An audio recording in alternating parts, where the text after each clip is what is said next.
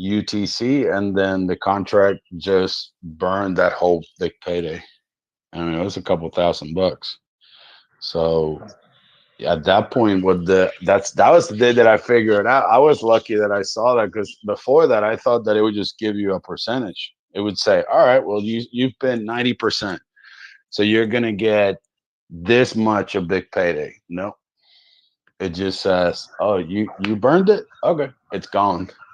Yeah. So in So other words, when you EES, then you get punished by not even having that bonus, and so you have to ride it all the way out. And I mean, Kareem is mhm. here as well. He can also jump in if you can make him a speaker, Exico. Yeah, hey I Kareem, think how are you, there, man? Thank you for joining the space. What up, I'm Kareem? glad glad you're to be back here, guys. in the states now, not over No, I'm there. not. Thank God that you're safe, man. Yeah, good, bro. Appreciate it. Can you guys hear me? Yeah, we can hear you, bro. Yes. First off, again, thanks everybody for being here. I want to thank Yoon, because he's one of the reason why I'm here. And just quick parenthesis, I am not back in the state. Fight continues. I am out on bail. I'm still stuck on the island. I have court tomorrow, 9 a.m.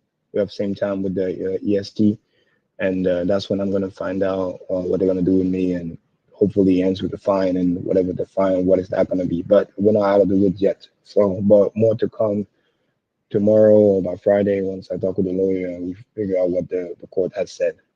So that's a little side note. Um, as far as the hikes and the stakes, and I wanted to share some wisdom here since I've been asking. I want to add value. So, a couple of things, and I used to work obviously as sticker app. Some of you guys know that.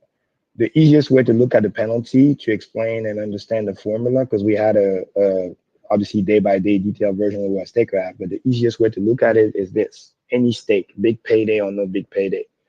If your emergency end stake at 30% completion, very important.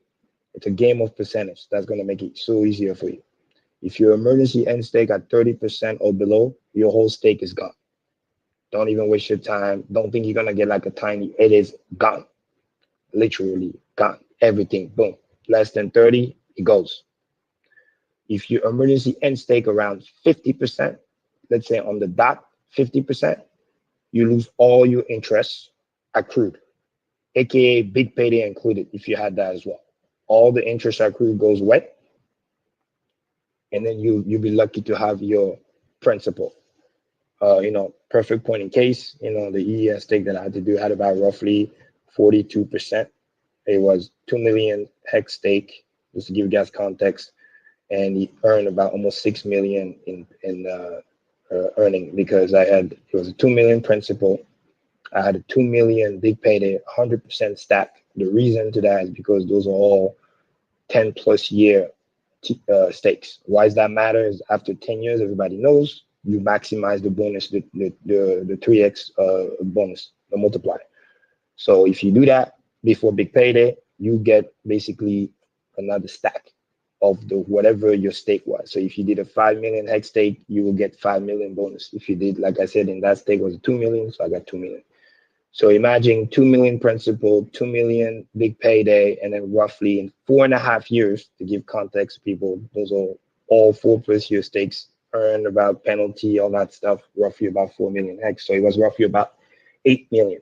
Why is that important? Because again, back to percentage, 43% complete. When the stake was emergency end stake, I ended up with 700,000 hex and some change. Again, proving my point. It was below 50%. So everything, 4.5 years worth of things gone, because that was my earliest long-term stake, which was a 10, a little over 10, but basically a 10-year stake. Because then after that, everything else is 11, 11, 5, 12, all the way to Quattro Cinco. So it was 42% completion, which is around about 4.5 years. And out of 8 million and change, left it with 700,000 hex. So not only all the interest went away, but because, like I said, at 30%, you lose everything. At 50%, you get about your principal, right? So quick math, 42, what's 42? It's roughly in between, right? 30 and 50, a little bit above 50% of that. This is why I lost a little bit more than half of the principal because out of the 2 mil, I lost another 1.3, and I ended up with 700 and change. So don't play with that EES. It's real. Obviously, we no longer have to take an app. Another cool thing, secure app that people can use. Shout out to Alex, he deserves it.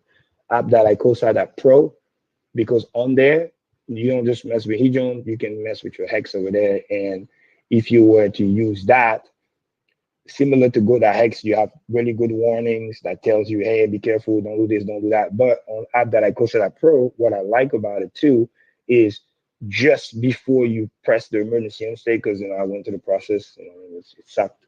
It did tell me just before I pressed the final button, it did tell me how many hex I would have ended up with. So that's good. I don't think Go That Hex as of yet does that. It just tells you warning, don't do it. The penalty is bad, blah blah blah. But it doesn't tell you what you will end up with. App that I co-signed Pro does actually show you that.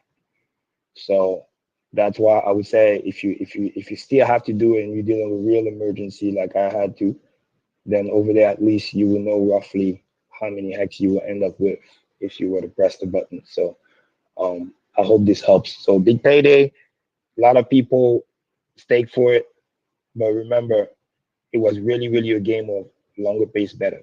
That's the biggest caveat I want to give you, because there's many people that stake before big payday and they got the big payday, but they didn't get as much as people think.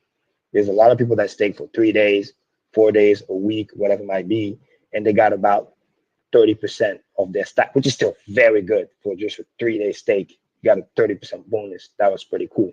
But look at it kind of like a longer pace better. If you're doing less than a week stay, you got about 30%. If you did about a year, you probably had roughly about 35 to 40%. And then same thing, kind of how the longer pace better gives you 20% for every extra year. Look at it like that. And by the time those who stake 10-year plus before big payday, whether it's 10-year, 11, 12, 15, whatever, they got another stack. Basically, whatever the stake was, like in my example, 2 million stake, you will get a 2 million big payday. But as crazy and as much as that may sound, remember that game of percentage, because you can have a disproportional percentage thinking, oh, I'm close to 50%, right? In my example, 2 million hex stake, all these bonuses, 6 million in yield, you have 8 million total. You'll be thinking, oh, maybe I'm going to get my principal plus a little bit of my big payday. No, you will not. I want to make that very clear. You will not. If you emergency end stake below 50% or at 50%, all those pretty yield is gone. You'll be lucky if you just get your principal. That's it. And if you ES before 50%, it tackles the principal. And if you ES before 30%, might as well just throw away the stake because you will get zero. It will literally say nope. So, everybody heard the story about those people. Oh, I made a mistake. I stayed for only a week or 10 days. And then 2 days in, I emergency and thinking I'm going to get someone because it's only for the no. Forget all that. It's a game of percentages. So when we're talking about 30% and you're gone, that means if you're staking 10-year plus, you emergency end stake before 3 years, that thing is gone. If you have a Quattro Cinco, right? What's 30%? Because it's 15.2 years, so you're looking at about 4 or 5 years. So always look at the percentages of the stake to kind of give you an idea so that you know where you stand.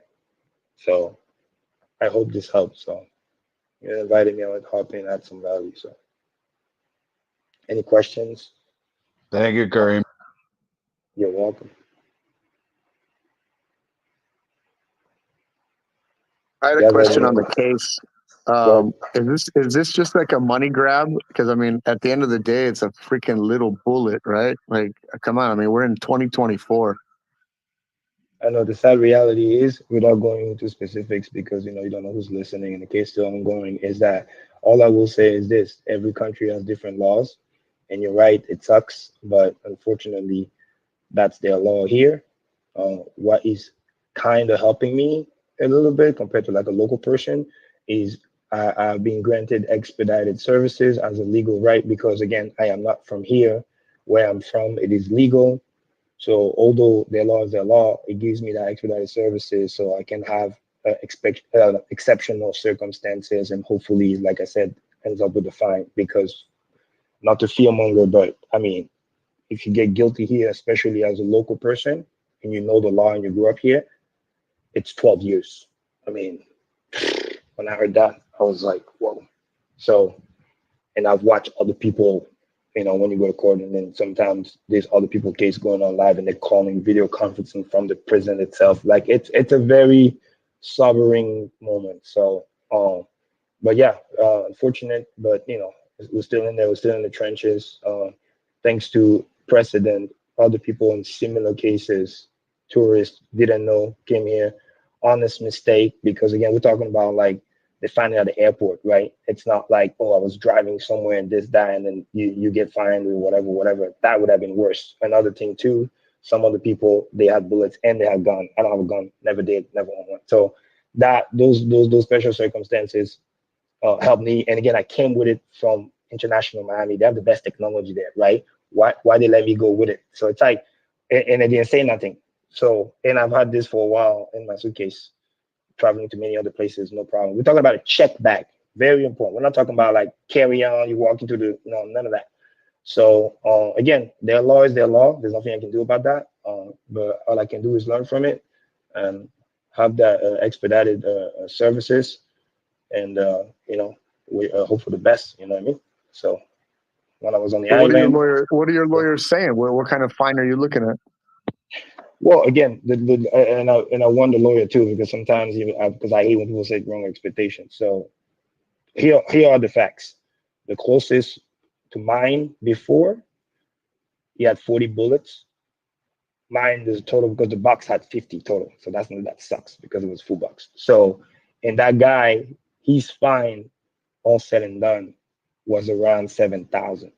Now, that being said, right, quick math, he had 40, I'm at 50. So who knows? Is it a linear expansion? Meaning, or they might just be like, oh, whatever. So I don't know.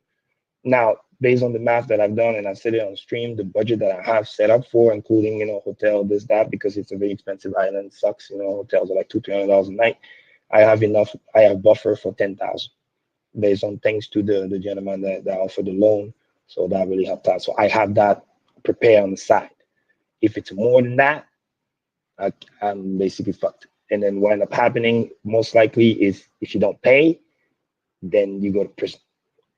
Or what they'll do is they'll take what you have and then they'll give you like a double thing, like that you'll get time on the island and then you'll get fined. Or if you're lucky, it's just a fine, and if you can pay it, then you can be out. So that's Yeah, what for me, this was just a money grab, man. This is just a way for them to make money. If they don't want to, they're not going to put you in jail. They're just gonna squeeze the tit as hard as they can to get the last drop of milk out of it. Everything. But guess what? This is exactly indirectly what you're saying without saying it, because look at it. I'm just looking at it logically. What is time on the island means, right? You're here. You got to pay the lawyer. The lawyer is local, right? That's money for the island. You got to live somewhere. You got to wait for your case. Expedited services on that. I've been here over a month already. You get what I'm saying? 16 days in jail cell. Crazy. 23-hour confinement. Couldn't go nowhere. The silver lining, on that, laughing and not crying, is at least when I was in jail, I didn't have to pay hotel, and then they give me food, three meals a day. But nonetheless, there. I'm just kidding. Go ahead. Oh yeah, but nonetheless, let's say now we're doing this case, and they were talking about like October at first. Like in my head, like spin. I was like, oh my god, I can't be here that long because the opportunity cost. Like, forget about just being here. I got bills back at home. Rent, shit like that. It has to pay itself. I can't go back. Can go back to work. I can't do something. I cannot generate. Everybody from the United States, or if you've been in Europe, you understand how that means. Where like a simple situation can escalate very, very fast because you just start getting backed up on certain things. So it's like that's what we're able to argue to get the expedited services and then hopefully the fine. So those are the two things that I'm worried about, so to speak. But I have a game plan. And this is the reason why, for those who didn't watch the video, I took a gamble, but it was a calculated risk. I had to. When I reached the 35,000, I made a deal with a friend, and I stayed in the prison and in a cell 3 more days to wait for my friend to come back friend, the guy that we met here that we rented a house from, because I was like, if I use this 35 and assuming I get no more money from the community, rightfully so, everybody's tapped out to some degree, and I already feel bad even having to ask for help because, the pride is in the way, whatever. But I was like, I use this, then I got no money, I got no place to stay, I can't pay the lawyer to continue the case. I'm gonna be on the street, and worse, if he ends up in the fine, hopefully, then I got no money. That would have been bad. So when I made this gamble, I was able to make a deal with that friend. So we do what's called a surety, where he put the $35,000 bail using he used one of his vehicles because he has a transportation vehicle rental company. So I pay him for that to free up some of that money, so I was able to continue to pay the lawyer, pay the hotel, and then like I said, I have that 10K buffer uh, based on the current situation. So. And that's what we're waiting on. Tomorrow we'll go to court, and then we wait what the judge says, and then we go from there. So my hope is speedy resolution. Hopefully, get done before or by the end of the month. Because again, I'd rather have a high fine, trying to pay it fast and leaves, because every day is an expense for me. But again, we're at the mercy of the judge at this point. So.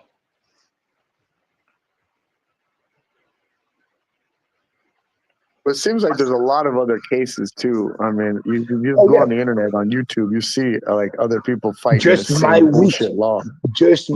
my brother. Two other people got picked up. What? Three that literally, a guy got picked up Monday. Mr. David, I call him that. He's the guy that was literally in and out 2 days. It was crazy. But he had a bump, crazy lawyer, $30,000, whatever. So, but it's like, and a little bit of luck too. I ain't gonna lie, because like he get picked up Monday, Tuesday he go to magistrate court, Wednesday he goes to Supreme Court, and then he's out on bail, right? Because it's apparently a high offense, so you have to go Supreme Court. So you have to do, but you can't go Supreme until you go magistrate first. So me, I come in Tuesday, Wednesday I do magistrate court, Thursday I'm trying to do Supreme. I can't because it's a holiday, sucks. Then Friday rolls over. All the people that got moved from Thursday on Friday, I can't get an opening. You know what I mean? And again, this other guy had a special lawyer, whatever. Then you roll into the weekend. Court's not open over the weekend, so you're stuck in there in that jail cell. Then the following Monday rolls around. You find out that one of the Supreme judges, only two, goes on vacation this time of the year for 2-3 weeks. So now there's only one judge, and he has, there's other cases. The only one. You know what I mean? So it's like, then you get pushed all the way to Friday, because that's the first available. You get lucky on Thursday, you got bumped up, a little bit. And then that's when I had, so it's like all these backed up just keep happening, combination of, bad luck and also obviously, kind of pay to play a little bit. So because somebody got to be out there filing your cases and doing all this other stuff, because nobody's moving your paperwork for you. You know what I mean? Especially if you got no money. So something trivial can literally take you years, simply because nobody's out there filing the motions that needs to be filed, if that makes sense. So, and then when I was about to be out, when I was raising money, then I waited, like I said, because I was waiting for that friend to come back. I literally had to pay him, and I had no problem allowed to change his flight because he was on vacation in Greece, in Mykonos. So instead of coming Friday, he comes on a Wednesday, because one of the officers that was nice enough to let me know, you need to get out of here ASAP, because bail has been granted. You got to post bail and get out. If you don't, they're going to send you to Grand Turk, which is the prison, because they're going to assume, okay, we grant you bail. You get to that stage, but you're not paying or you're not getting out. So they're going to assume that you can't do it. So then what happened is they just ship you to the prison until the date of your period. And once you get there, it's in a different island. It's an opposite side. Turkey gave us like 4 or 5 islands. It's like the opposite side. It's a 30 to 40 minute flight. And once you're there, it's a wrap. You'll be having video call court from the prison. Forget about like barely having your phone or your laptop 5-10 minutes a day if you're lucky, and you have to literally go super fast. Like I had to game plan every day. What do I got to do? What I'm gonna say to John. Like that's why I was telling everybody talk to John, because my time is so limited. I had to be optimized to the max. If I got sent to the prison, you'd be lucky if you get a phone call once a week on a Tuesday. And how do I know this? Because some of the people that I met was in the prison. Some of them been to the Grand Turk before, so they could kind of tell me. And then the laptop, forget about all that. So you can send me whatever. Remember the party when the price crashed and I lost money because simply they didn't let me use my computer. So it's like if I was getting to that point, forget about it. Like it would not take months because by the time I can get a phone call, oh, you lose a week, no computer. How am I gonna move money around to pay stuff? Well, I can't. So it's like, so it was a risky gamble, but it paid off because on a Monday I find out that the expedited services was granted. I find out that I had court on that Wednesday. So I made a gamble knowing that okay, they can't send me to the prison because on Wednesday, 2 days from now, I have court, and it's literally in 2 days. So they have to leave me at least here, and that's why I paid to change my friend's flight to come on Wednesday instead of Friday because I'm like Friday's too far. Then he came in doing it, and anybody done with the deal with the court understand how paperwork can be annoying. And he was in and out of there 10 times. He brought things. Oh, you need this, you need that, and then but like they don't really tell you what you need. They tell you bring something, and then you bring something. So it was crazy. So then on that Wednesday, I still couldn't get out. Some other paperwork was missing, even though he provided everything. And then they said we need to see the vehicle. I'm like, bro, you got all the information, and now you want to see the. So anyway, I ended up waiting another night, and on that Thursday, that's when I got out. But literally, the officer was telling me if I had stayed one more night, they would have just get an issue order. I mean, I've seen it. I was in a jail cell with people. They getting the bang on the door 6 a.m. in the morning. Hey, you wake up. You got a I flight. think it's amazing It's, the post chain community that came it's together and helped you out, man. Because bro. this has been a total It, injustice, bro. Like for a freaking box of bullets, bro. Like, well, give me a break. And that's probably why the community came together and rallied behind you, bro. Because everybody was me like, and man, close fuck that friends. shit. Exactly. And then, but no, the sad part is like literally something like they should like see really the circumstances. And I find out also that's just a fact that long time ago it used to just be a fine and be done with it. But now they're making it like a whole case. You see how like imagine, right? Let's say crazy. Look at in the US, let's say there's a crazy fine. I heard in the US the fine is like $14,000, something like that, right? But just imagine if that was the case, right? You're still free. They don't have to treat you like a criminal, put you in cuffs, push like anyway. I can't say certain things online, but it was just bad, man. The optic was bad. You look like they make you look like you some like bad person, Yeah, and then hardened criminal. it's like yeah, and then because it's a whole case now, whether you like it or not, time on the island costs Well, money. cuz dude, Lawyer that's the costs money. facade. Yeah, They gotta play that. They gotta play that card. You know, they gotta like make it more than what it really is. You know, because they're charging you for it, so they gotta make you seem like a murderer. that's it. So it's like, but again, it's their country, it's their rules, their choice. You know what I mean? Even though I think it's respectfully that there's worse. They should look at like what's the intent here, the circumstances, and what's even more sad for those who don't know is really how the whole thing happened. Literally, like we had a good time here celebrating my friend's birthday. He literally invited me, so I didn't have to pay nothing. And then we had the 8 day. We had fun, we were respectful, everything's cool. We're just going home. We're sitting in the terminal, small terminal. I can see the plane. We're about to board. Literally 20 minutes. Then that's when we get the call. My friend get the call first because there's an issue with the luggage. Then I get the call after I go there over there. Because the lady, bless her soul, she made an honest mistake. Because not me and two friends, so we checking all together. We have our passport, whatever. She made a honest mistake. She put my name on my friend's check bag, and then my friend check bag on my name. So there's a mixed up. So I came in. I said, yeah, no problem. Yeah, no, he's right. This is my suitcase, and this is his. Because I know what's mine, whatever. And in my mind, I'm like, there's nothing to worry about. And then it's like, and then that's when randomly another officer be like, oh yeah, we need to do a random check. I was like, what you mean random? It's a check bag. We already checked. Like I said, I had everything already. Like why? And I was like, all right, cool, make it quick because the plane is here. We gotta go. And that's when they opened and they went to the zipper side. You know what I mean? When you put your shoes and whatever, and bam, that's when this one. And my first reaction was like, fuck, why is this thing still doing here? And I'm thinking months. So and again, still, I'm like, oh, whatever, fine, sucks, whatever, costs money. We're gonna have to figure something out.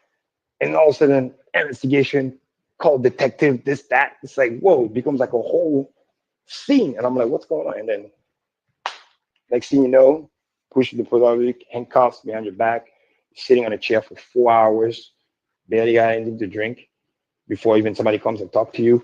You don't even know what's going on. Then a lawyer walks in on the pro bono first, whatever. First thing you hear is like you're going to jail for 12 years. I mean, it's crazy. If you're not mentally strong, it's like you will, boy, you will fucking shit your pants. And then that's when I was like, okay, one more, I just activated it. I was like, all right, cool. It's like, back in the day in Africa, I guess. And then, and then, oh, they also, they cuffed my friend at first. And I was like, no, we have nothing to do with it. That's my bag. Let him go. Because I'll be damned if somebody get in trouble because of something that's been. So I was like, no. And then that's when they left. And the following day, and then it was just me. Because they can't help me anyway. They're not from here, and it costs them money. The only way they can help me is go back home, and then from there provide help, which they were able to do. And then I was able to reach out to John and organize this whole thing. So yeah, but you live, you learn, you stay strong, and this thing is not over yet. You're out on bail, but also bail means twice a week, Monday, Thursday, you have to check the police station. You know what I mean? That's another thing that sucks. Why my hotel's so expensive, because you have to be next to the what's called Grace Bay Police Station. Because Grace Bay is the area where all the tourists usually are. I have no car, nothing, so I find something cheaper at first, but it's literally 30-minute drive away from that location, and I don't have a car, so I'm fucked. I have to be nearby because if you miss those checkup, it's like they can literally issue a warrant to go get you. So you don't want to play with that. But yeah, I don't want to make the mood go doom and gloom. I came in to provide value by hex, but since somebody asked the question, so I wanted to answer that real quick. If anybody else has another question, if not, I'm gonna call it a quick early because I got court tomorrow, so 9 a.m. I think one thing we were talking about is if you had $10,000 and you had to invest, what portion would you put into, long-term staking? What portion would you put into short-term or liquid or what? Oh, I see. Let me ask you a trick question, but it's straightforward. And does anybody watch my stream yesterday with Maddie on the game theory gang? Because I went over literally that over there. It's okay if people didn't. I just want to know who watched it or who didn't get to watch it. So I'm gonna break some down, but then if you want to watch the full version with charts and everything, I spend time there. So I'm guessing I you watched watched it. Oh, go ahead. the first part of Okay. it, but I didn't. I left whenever the charts were being discussed. I was playing catch up. Gotcha. My biggest critique on you, Kareem, was not making a staking ladder for the short term or medium term. That way, had you needed the money, you could have in-staked up to that point. Mhm. Like overall, of course, it's better to borrow to have it to where your stakes stay put, and maybe your big payday bonuses stay put as well. And then the hedron and the communist tokens that are dividends from being hex stakers still become available. We can maintain those short term and those medium term stakes. You've already got the long term stakes taken care of.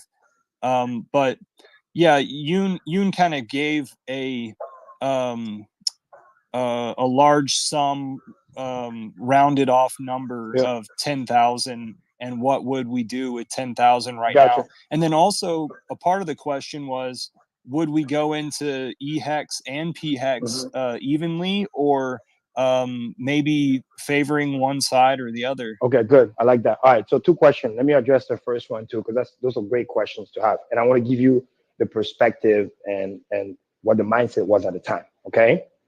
So and also go ahead. Also, we were also talking about like keeping some of it liquid for the next bull. Yes. So if some people remember when I created the idea of the dream account, I said there's 4 levels to it, level 1 through 4, for those who don't know, right? Level 1 was you stake 30% of the stake, Quattro Cinco, or 10-year plus, you get the multiplier bonus. It's going to act as if effectively you stake 90%, although you only stake 30%. But it's going to give you T-shares if you stake 90% of your stack. And if you're afraid and if you're worried about this, that, and the third, leave the 70% liquid. Cool. I think about 70% of the people, that's what they did. I can say roughly 10% went level 2. What's level 2? Level 2 is now every time the price get a doubling of price appreciation, then you can increase the staking amount. So you exponentially increase your T-shares while at the same time maintaining a liquid bag for security. That's something that I educated on. And then you get to level 4, which was my version.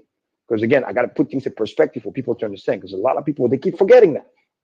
Is at some point, Dream Account, I've no share, I've said this many times, top of the bull market, Dream Account was like $40 million we're talking about. So when I tell people I'm 95% stake, they need to understand what that means, how much I love the community. And at some point, even that 5% that was liquid, I was barely even using that. You get what I'm saying? So it's like, it looks like, oh my God, Kareem, you're irresponsible, 95%. No, no, no, no. Because I was being delayed gratification, man on my word, and I was loved to be frugal. I'm like, all right, cool. I got my lifestyle, I got my friends, I got things that I need to do. I'm moving with a group of people anyways.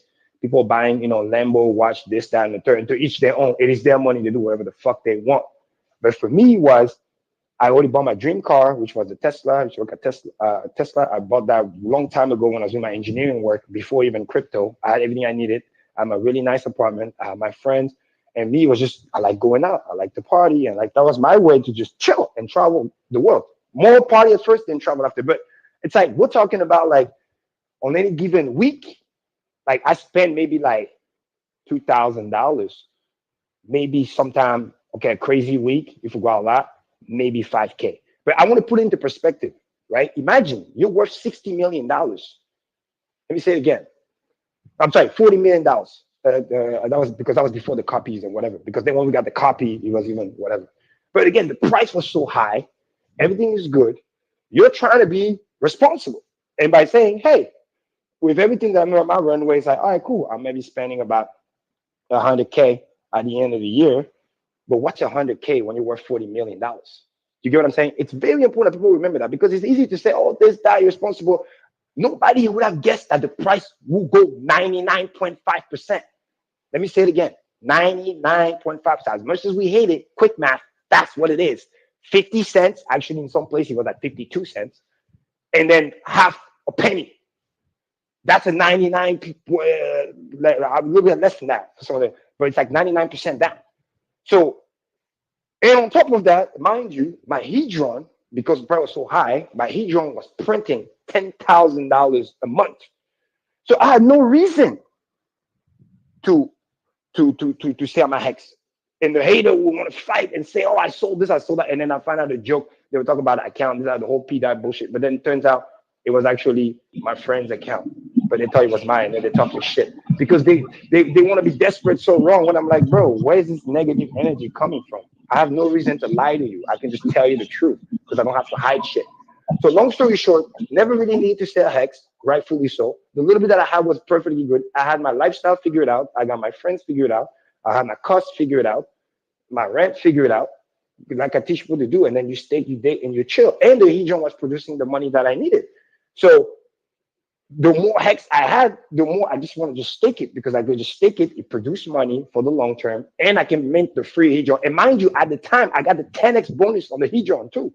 Because in the very beginning, when people were talking shit about Hedron, I'm like, no, this is actually one of the few products that are rich on heart, friendly, good devs. I even told some of the shark at the time, but they all dumped it. They didn't even care. Me, I even bought some of it. I was very low back then because I'm like, oh, wow, I like this thing. For the first time, something is trying to build while not directly competing with Hex, but providing a value added where it's like, it's a synergy factor. So long story short, I had all that gone. And then obviously bear market kicked in. I went into more frugal, but then everybody, I'm thinking 50, 60, 70, maybe 80% down, but not 99.9.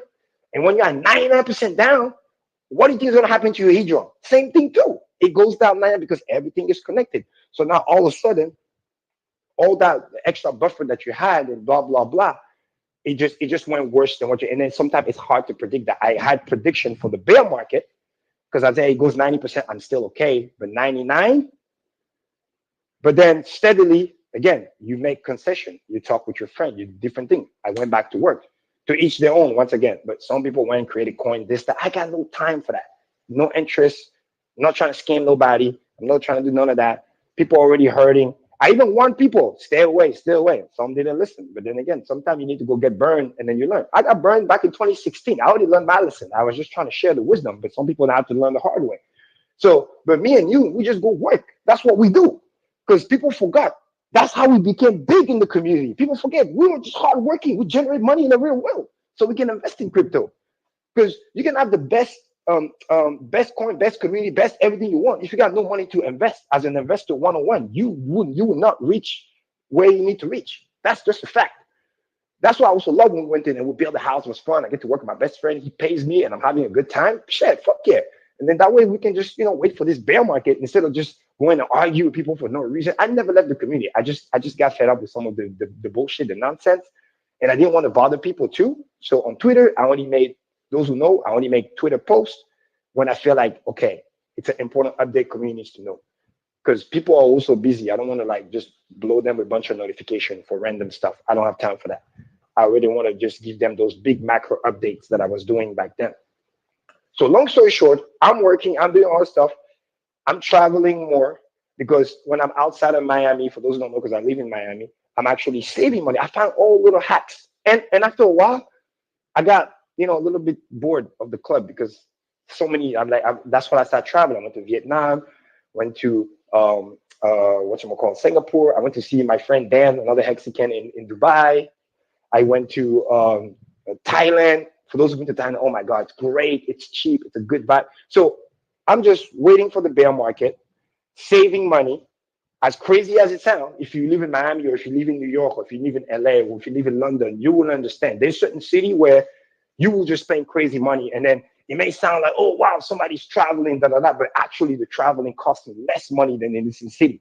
And again, I have friends, which everybody should. I don't travel by myself. Some of those travel. Literally, I just get invited because it happens when you're a good person and you help people. And those are the people that back in 2021 I used to take care of too. So it's like, you scratch my back, I scratch your back. Back in the day when I was really, really up, I took care of people. And now they just want to take care of me. So you get that reciprocity. You're saving money and this, that. And then after all this bullshit, 99% down, all that, you just you do the best you can. You just adjust. And then this one last thing really, really hurt me because the worst part is not the money. The worst part is you're stuck on a foreign country, island. You literally are in a cage, for lack of better words. Barely have access to communication. And you have to raise money quick. Because if you don't do it quick, they will send you to prison. That's it. Like, it's not a joke. This is not something where it's like, oh my God. It's like, and it could happen to anybody. You could be a billionaire. If you get caught up in the wrong place at the wrong time and you don't have anybody to call, all that money you can access, they can still just be like, all right, you got to go. Because they don't know you.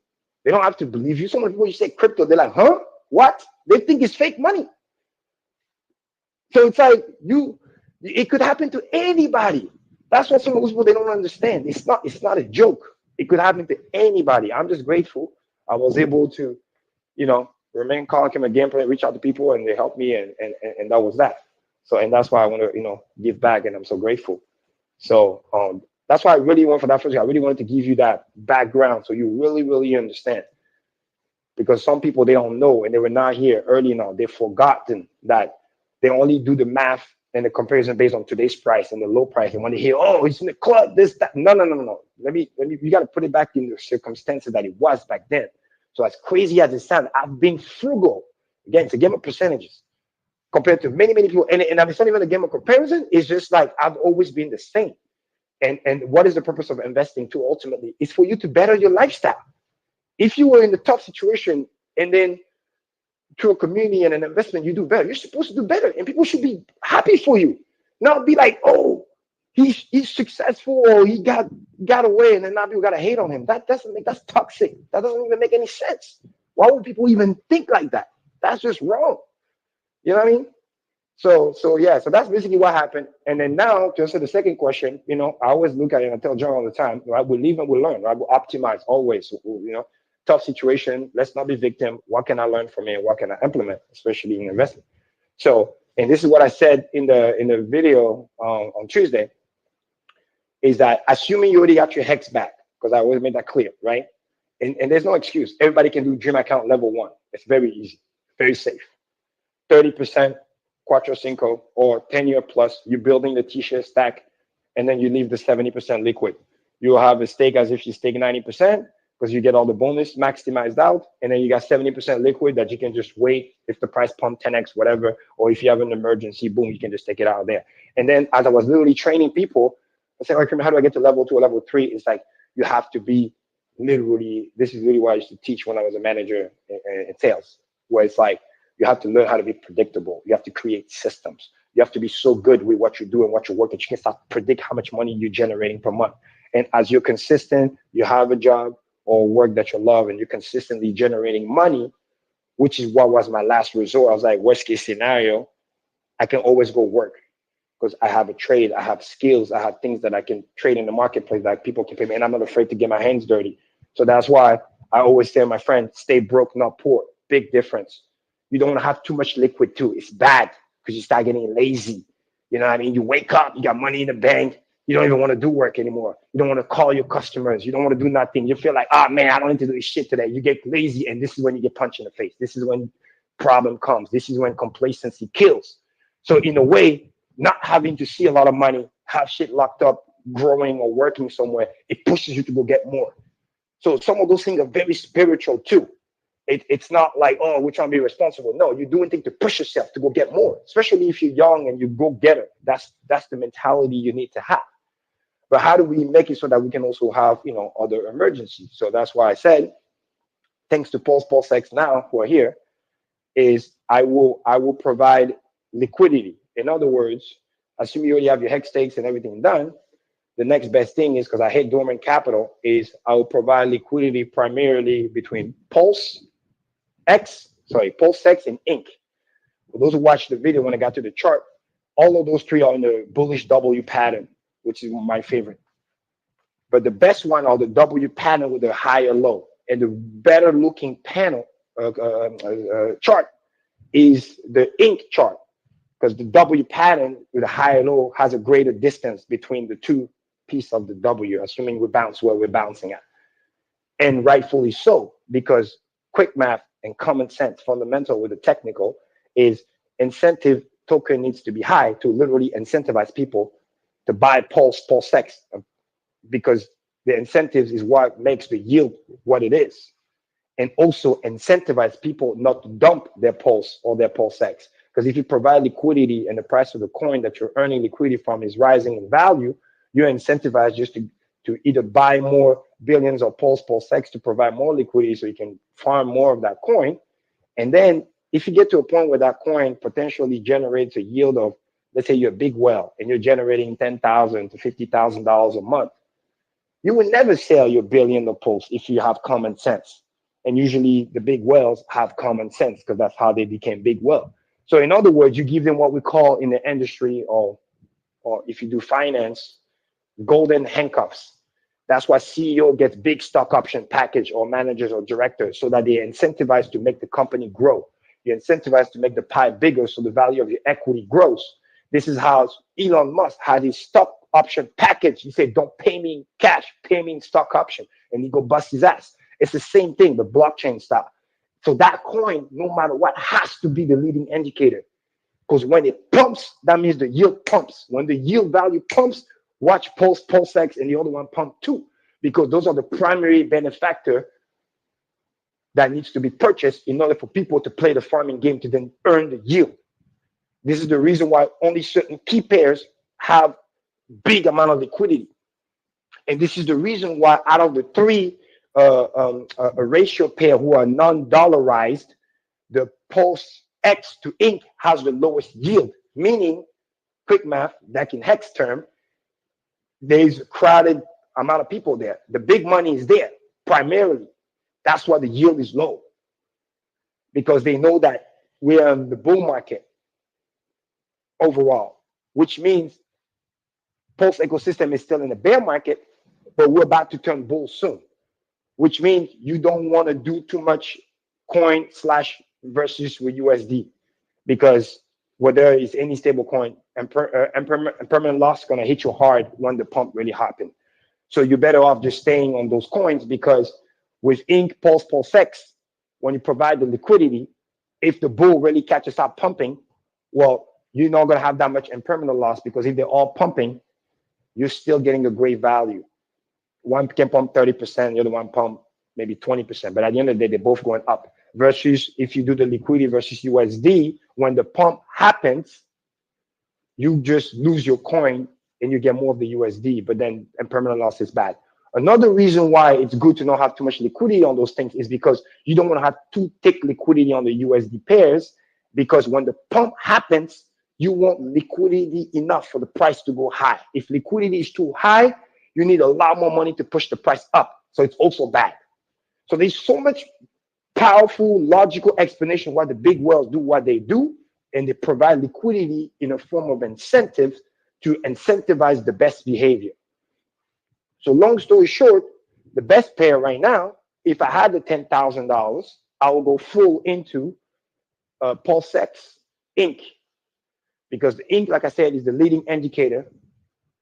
PulseX is now performing better than Pulse simply because when the volume really kicks in, the buy and burn is really going to help. And also because the degen people who are still here are going to play with all the other shit coins, and that's going to create volume, and that volume is going to burn even more coin. And the cheaper the price is, the more coin the buy and burn is able to burn.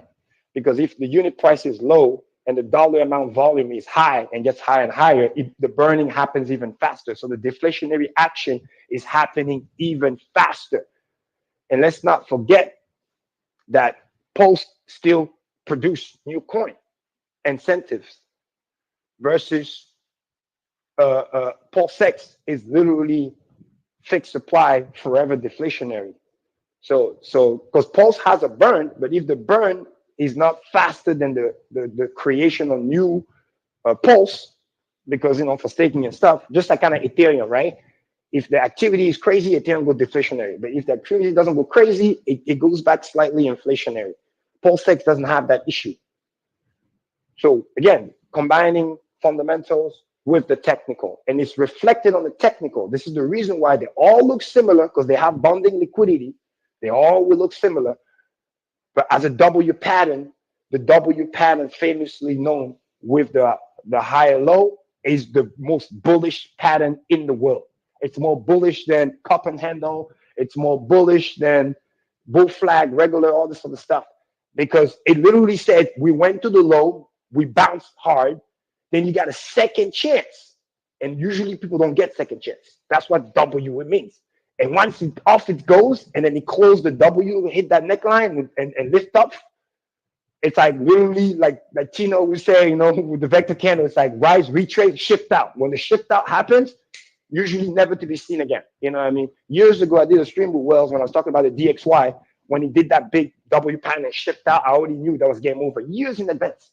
And now we're having a big W pattern on the weekly chart, people. We're not talking about daily, hourly, or what a DJ. We're talking about weekly. You can see a little on the monthly too, but especially on the weekly chart. So that tells you once we shift out, I can see it easily 10, 15x. Now, let's talk about that for a second. Let's say you put that 10K, and let's say we get a 5x move or a 10x move, which is definitely possible. Ethereum goes back towards 4K, 3,500 and plus. I remember at $3,500, Inc was almost $10. It was like 8, 9, something like that. PulseX literally went back to PulseX went back to 007, 08. So almost also sack phase. And then Pulse Chain was very close to was sack phase and a little bit higher. So that means from current prices, Pulse will do like a 3, 4x. PulseX will do like a 5, 6x, and then Inc will almost do like a 7, 8x. Especially if when we went back to that low of less than $1, which basically agrees with what I just said, which is Inc will have the biggest ROI, followed by PulseX, and followed by Pulse. So if you're going to provide liquidity on the two things that's most likely to pump the fastest, we'd not worry too much about impermanent loss, because if something do 8x and another thing do 6x, is that really a loss? No, because your average is 7x between the two. Now, if you do that versus USD, and then it's 7x, then yeah, you get more USD, but then your coin, you get less coin. So that wouldn't be smart. Does that make sense? And then let's say you get that 5x, or let's say you let it run to 10x. Your 10K now is worth 100K. And let's say you were generating a monthly yield of, I'm just giving an example, of like 150, $200, whatever, a month. That's just an example, guys. Now you get 10X. The bag is worth 100K. If you're smart, just like I talked about, just like with the hex and the yields and the PJON, if you're smart, you don't sell the 100K because now your yield that was doing $200 is doing $2,000 a month. All you have to do, if you're smart, is leave off the $2,000, cash that out, and then just let the farm do what it do. And then you're happy. Now, guess what? You have another passive form of income coming in. You have another what I call virtual T-share. Virtual because at any time you can take the money out versus the hardcore T-share you can't. But then again, this is also why the hardcore T-share gives you a crazy yield. You know, especially if you're pretty big payday, you're getting 65, 70% APY versus 25%. But then again, who cares? It's a trade-off. You get half the yield, but you get flexibility. And if the price gives you that nice 10x move, who cares? Your 25% yield now is worth 250%. Like I said, you were yielding $200 a month. Now you're yielding $2,000 a month. Does that make sense, guys?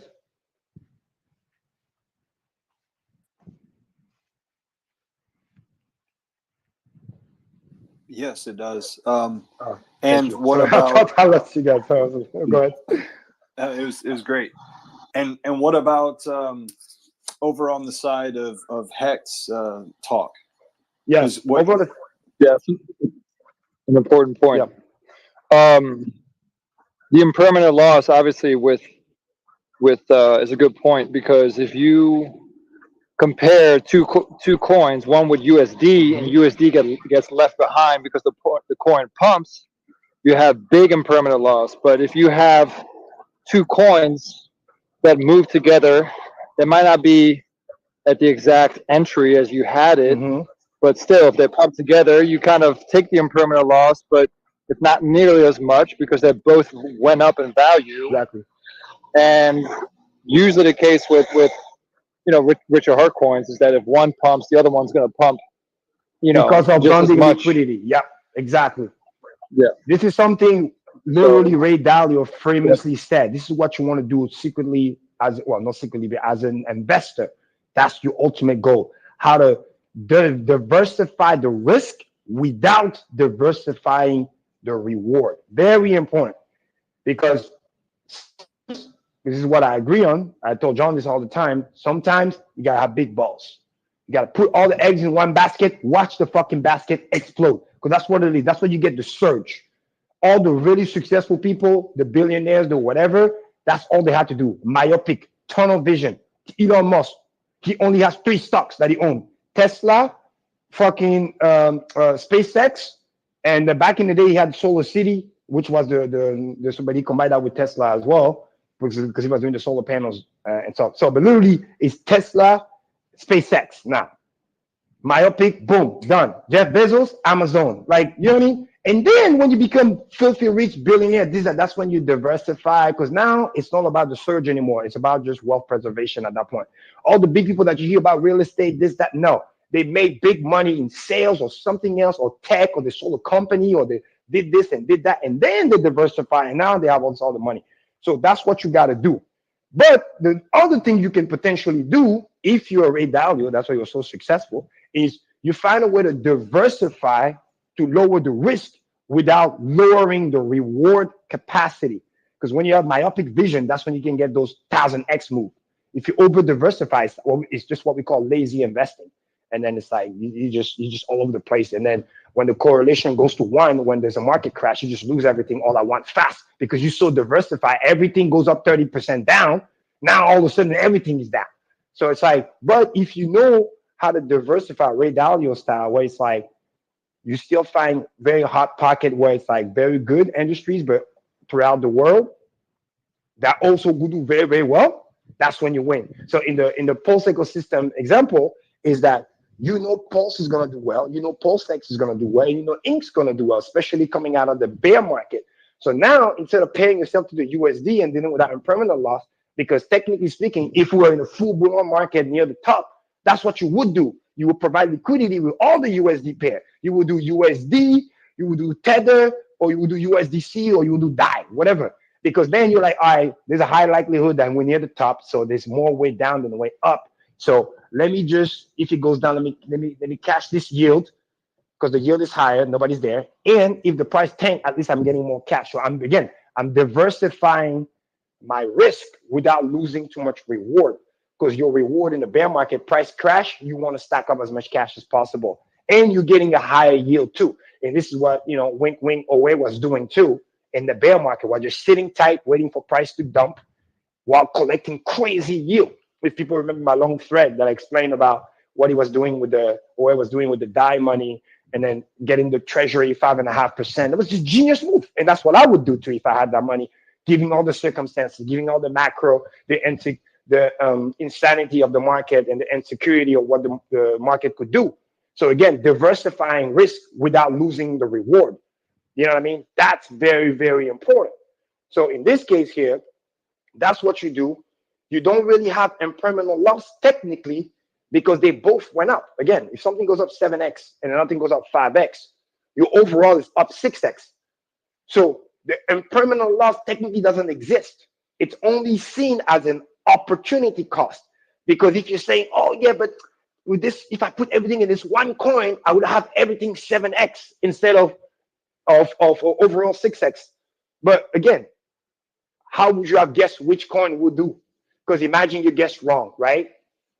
Again, two coins. One went up 7x, the other one went 5x. Imagine you guessed wrong, you got the 5x coin. Technically, you lost.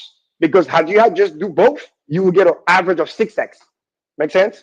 So you can guess right and be right and get the 7x, or you can guess wrong and have only 5x. Or you just do liquidity pay on both. So you lower your stress level, and then you get an overall 6x.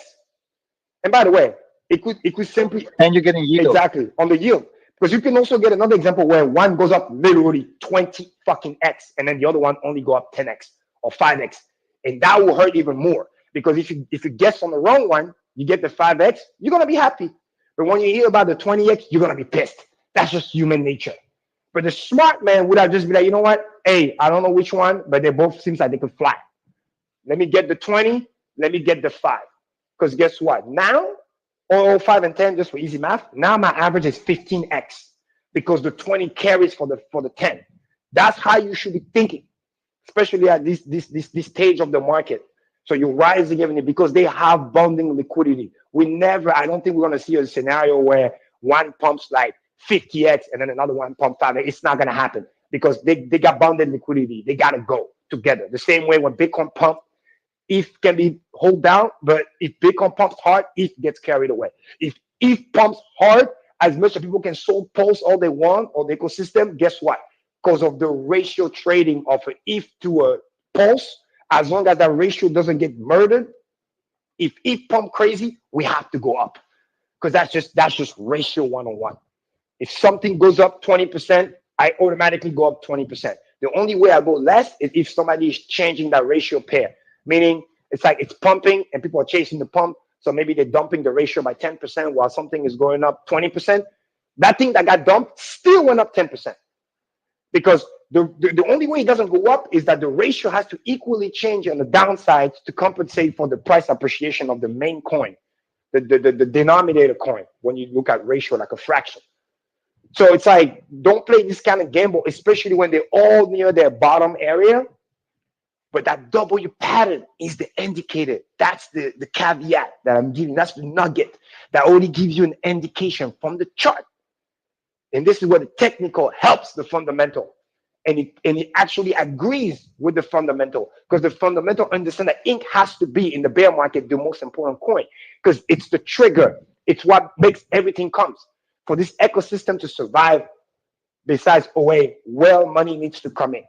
And everybody that's common sense knows that money play liquidity providing game. That's what they do. That's anything. It's not just a crypto thing. It's a life thing. Back in the day, right? Who made more money? The people that got dig the hole or the pick and shovel. It's the people that provide the infrastructure. Those are the guys that make the money. You can do anything, the internet, you can go telephone, you can go whatever you want. The roads, railroads, whatever it is. The people who lay down the infrastructure made the most money. Period. because without them, the game can't even go.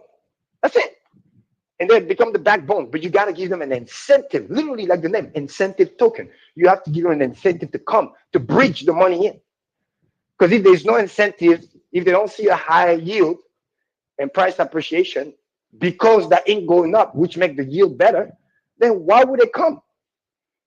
And after you make the yield high, now they're coming. And just like Hex, they're coming, they're buying, they're staking it. Now the yield goes down because the more they stake, the more people come in, the more the pool has to grow. Because if the pool doesn't grow, the little guy that comes afterwards, he feels like he's getting nothing. So he doesn't want to participate. You want constant participation. But to do that, just like in Hex, you need to add meat to the bone. So there's enough. So people don't fight for the small pie. You make the pie bigger. How do you make the pie bigger? You got to push the ink price higher. You push the ink price higher. Now, all of a sudden, although the yield was lower because more coin got staked, but because the unit per coin is greater in value, it makes that yield value higher. Just like how I was teaching people on the Hex about what we call bond math. You can have lower price, 50% APY, or the APY can be cut in half. You now have 25%, but then the Hex price goes up 10x. Nobody's going to care that it's 25 because that 25 multiplied by the 10x appreciation is 250.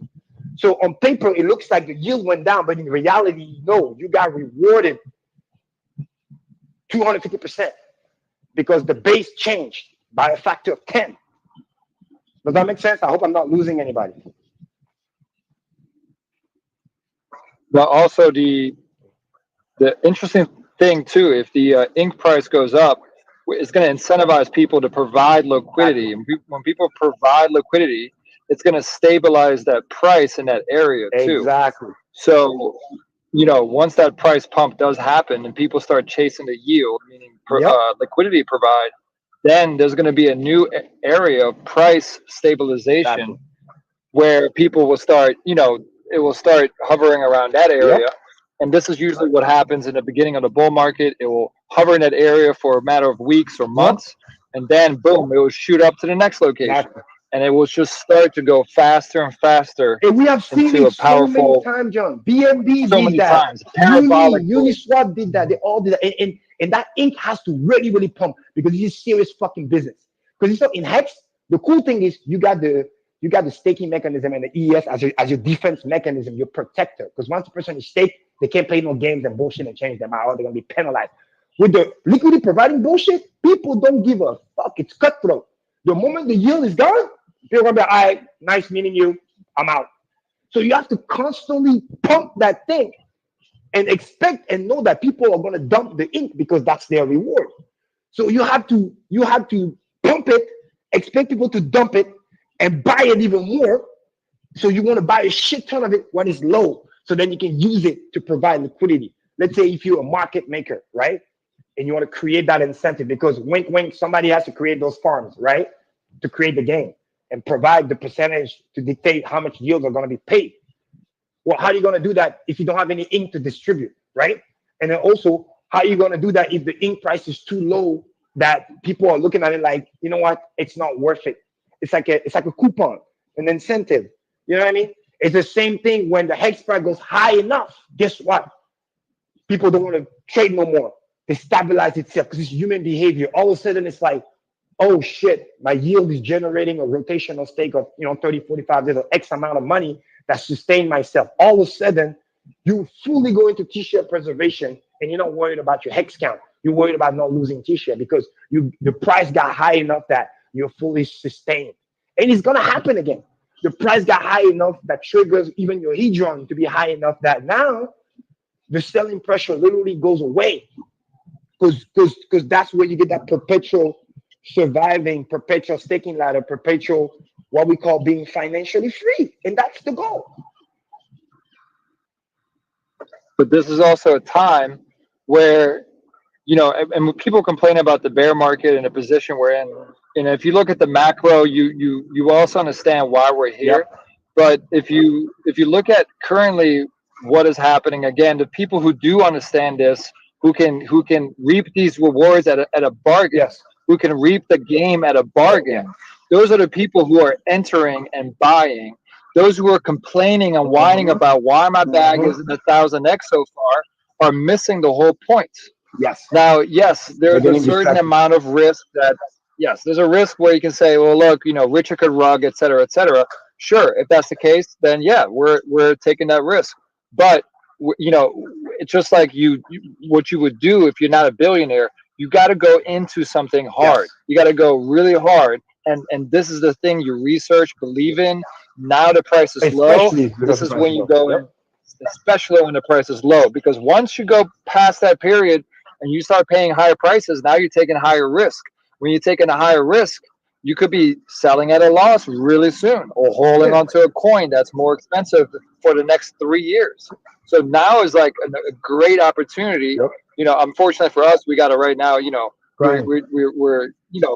we're paying fines and bills and keeping afloat. But if anybody's got extra money and hesitating, this is a time to go in and buy and even liquidity provide if you can do that.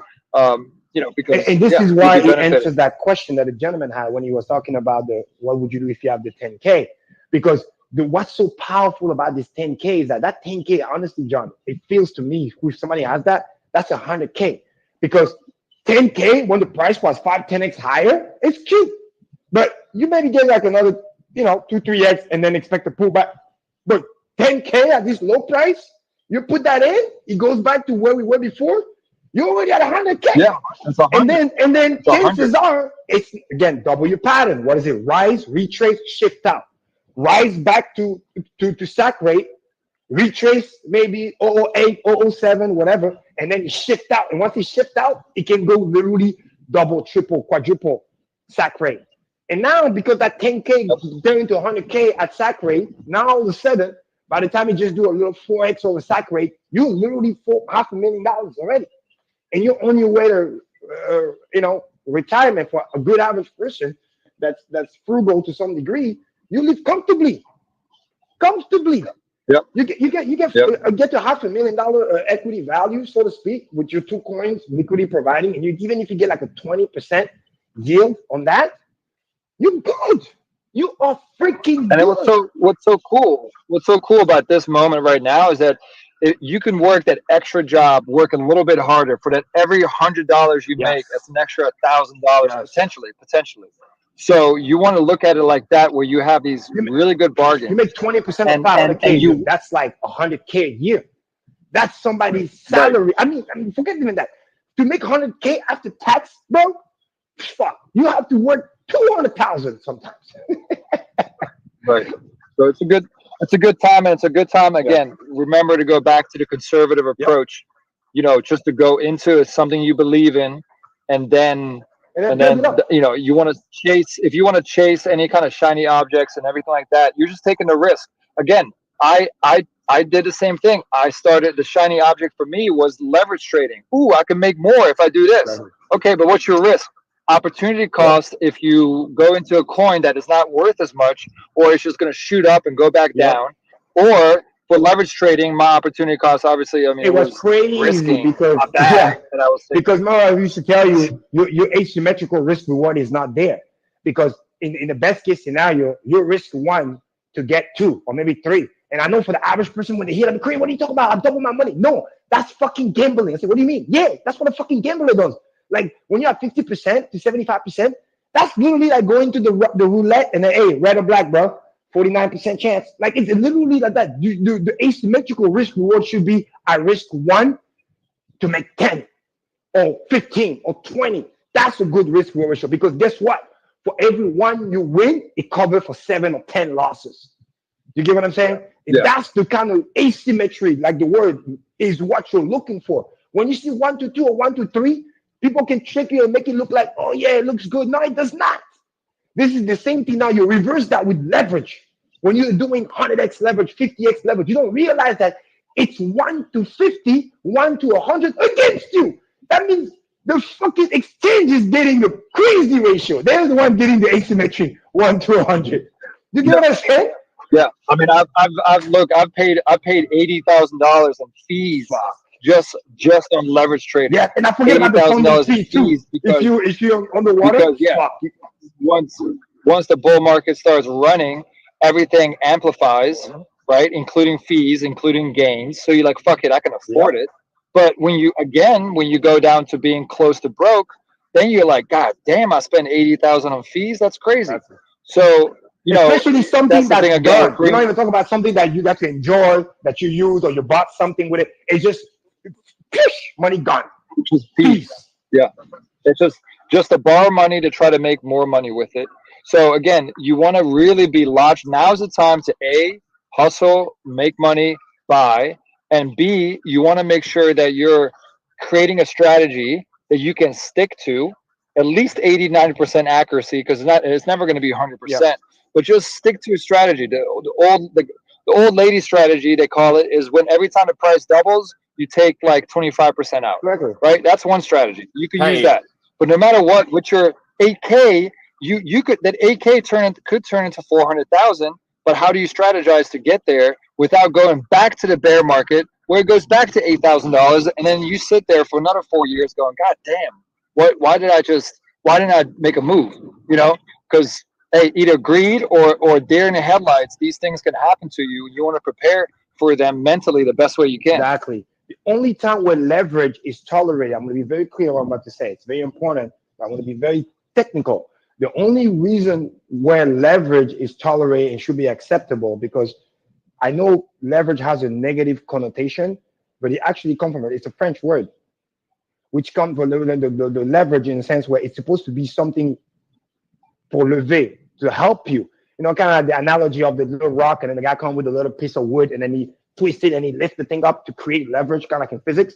So the only time leverage should be utilized, let's say you literally were about to like get the money, you're working hard, you got the discipline, you're creating system. Like I was saying, yeah, literally, man, I'm supposed to generate about $10,000 this month. I'm working hard. I know the money's coming for sure because I'm putting the work. I can see the invoice. I'm doing that. But I also have a feeling, I do my analysis that the market might leave me behind this and that and the third.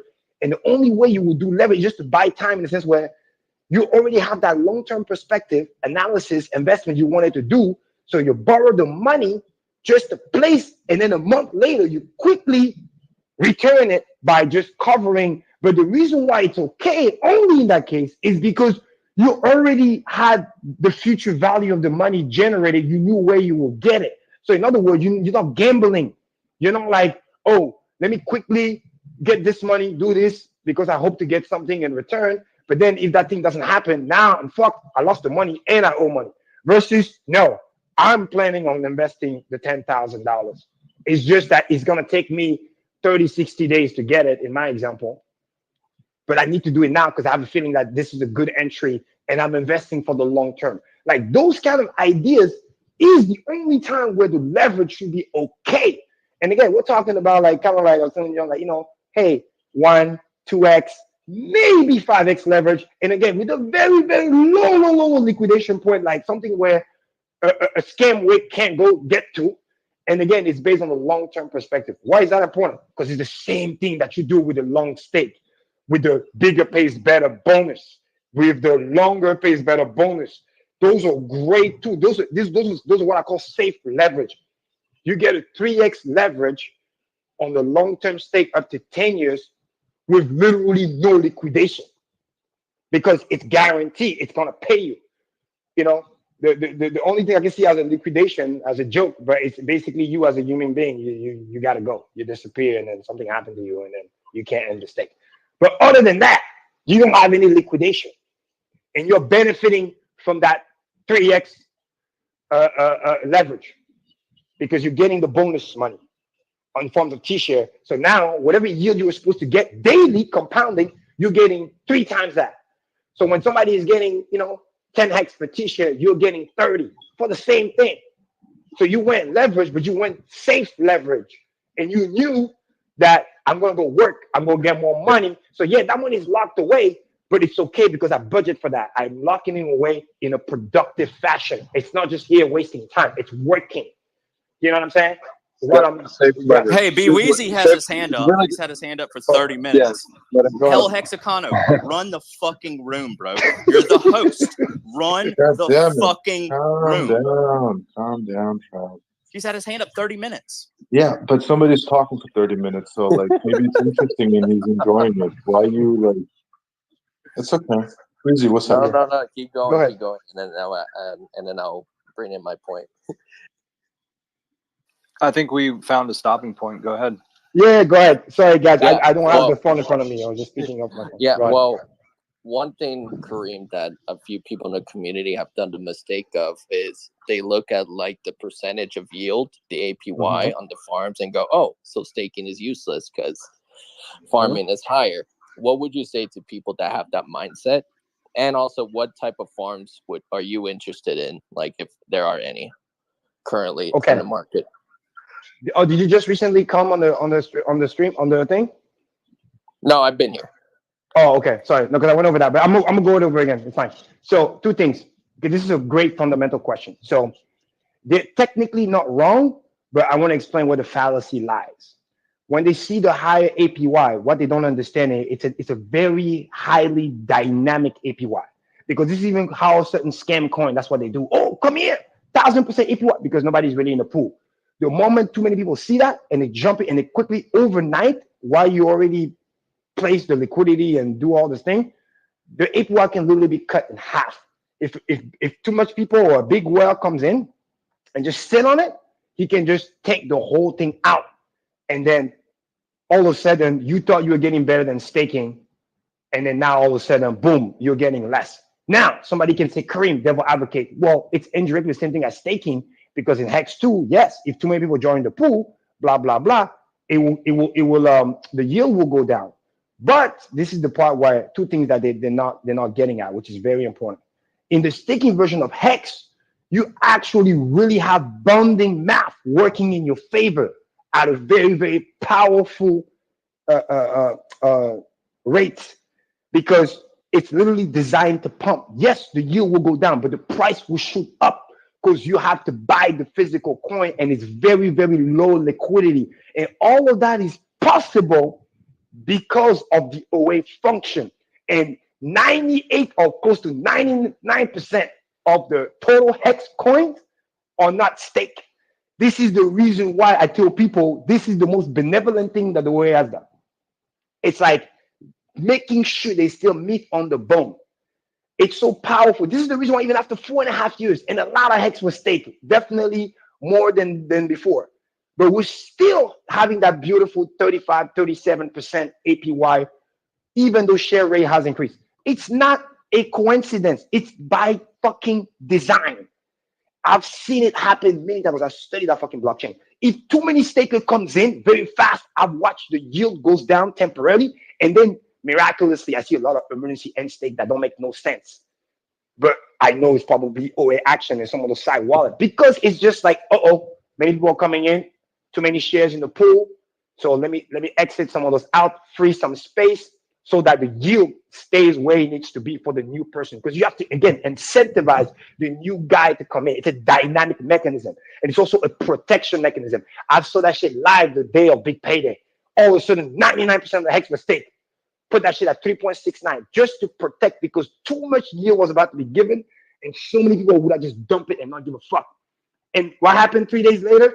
He, she, it, whatever entity unwind all those stakes to regain the 37 to 40% APY.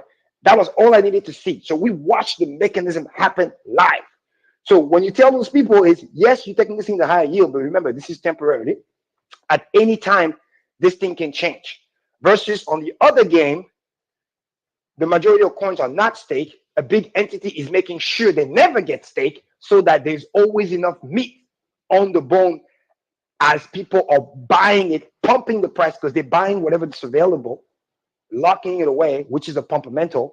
And as they're locking away, the yield should be going down, because that's just a basic bonding math mechanism. But then coincidentally, there's another entity that's removing T-shares out of the pool to make sure that the new guy comes in after that still get to look at that nice 37% APY and stuff like that. So this is what makes it so unique, because we have a very, very advanced feature and the entity that's making sure that the mechanism is in place. I call it entity because I think it's the same mechanism that's also being used with the OA bucket where the 50% gets dumped to, and then the staking mechanism, because you get to see the chart, you get to see how no matter what, we're always getting that yield.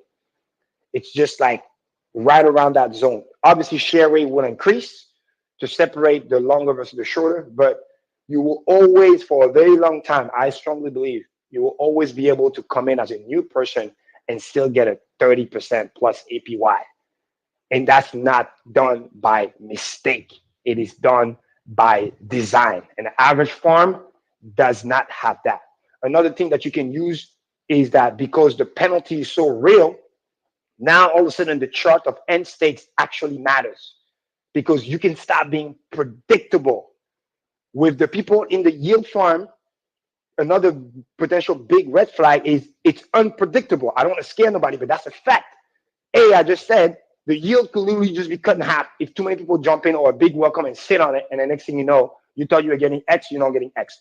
Another big factor is, let's say you're farming the coin, you're getting ink, and then you're farming ink, but then somebody just randomly take off get out of the farm and then just dump the fuck out of the coin. Now all of a sudden, yeah, you're getting a higher APY, but guess what? You can get a higher APY or a much lower price. You can see fucking 100% APY, but if the price crashed by 90%, that 100% APY ain't gonna be worth much. That's also important to remember. But in Hex, for the most part, majority of the coin are in a safe place and they're not getting dumped nowhere anytime soon. And unless somebody's dumb enough to get hit with a penalty, the chart of end stakes is providing that stability to let people know, hey, nobody's going to just randomly come and exit and dump on you, because look, if they're smart, they don't want to get penalized. It also let the new guy that want to buy a lot of liquidity, but look at, oh my God, the liquidity is low, I don't want to pump the price against me too much. That guy would literally eyeball a big end stake, hoping that somebody will sell so that they can buy that liquidity. So we have so many advanced tools in our ecosystem who are unique. Nobody else has that. That creates the stability that we need. And if people stop panicking and acting like idiots, no offense, it literally can just up and to the right forever, literally.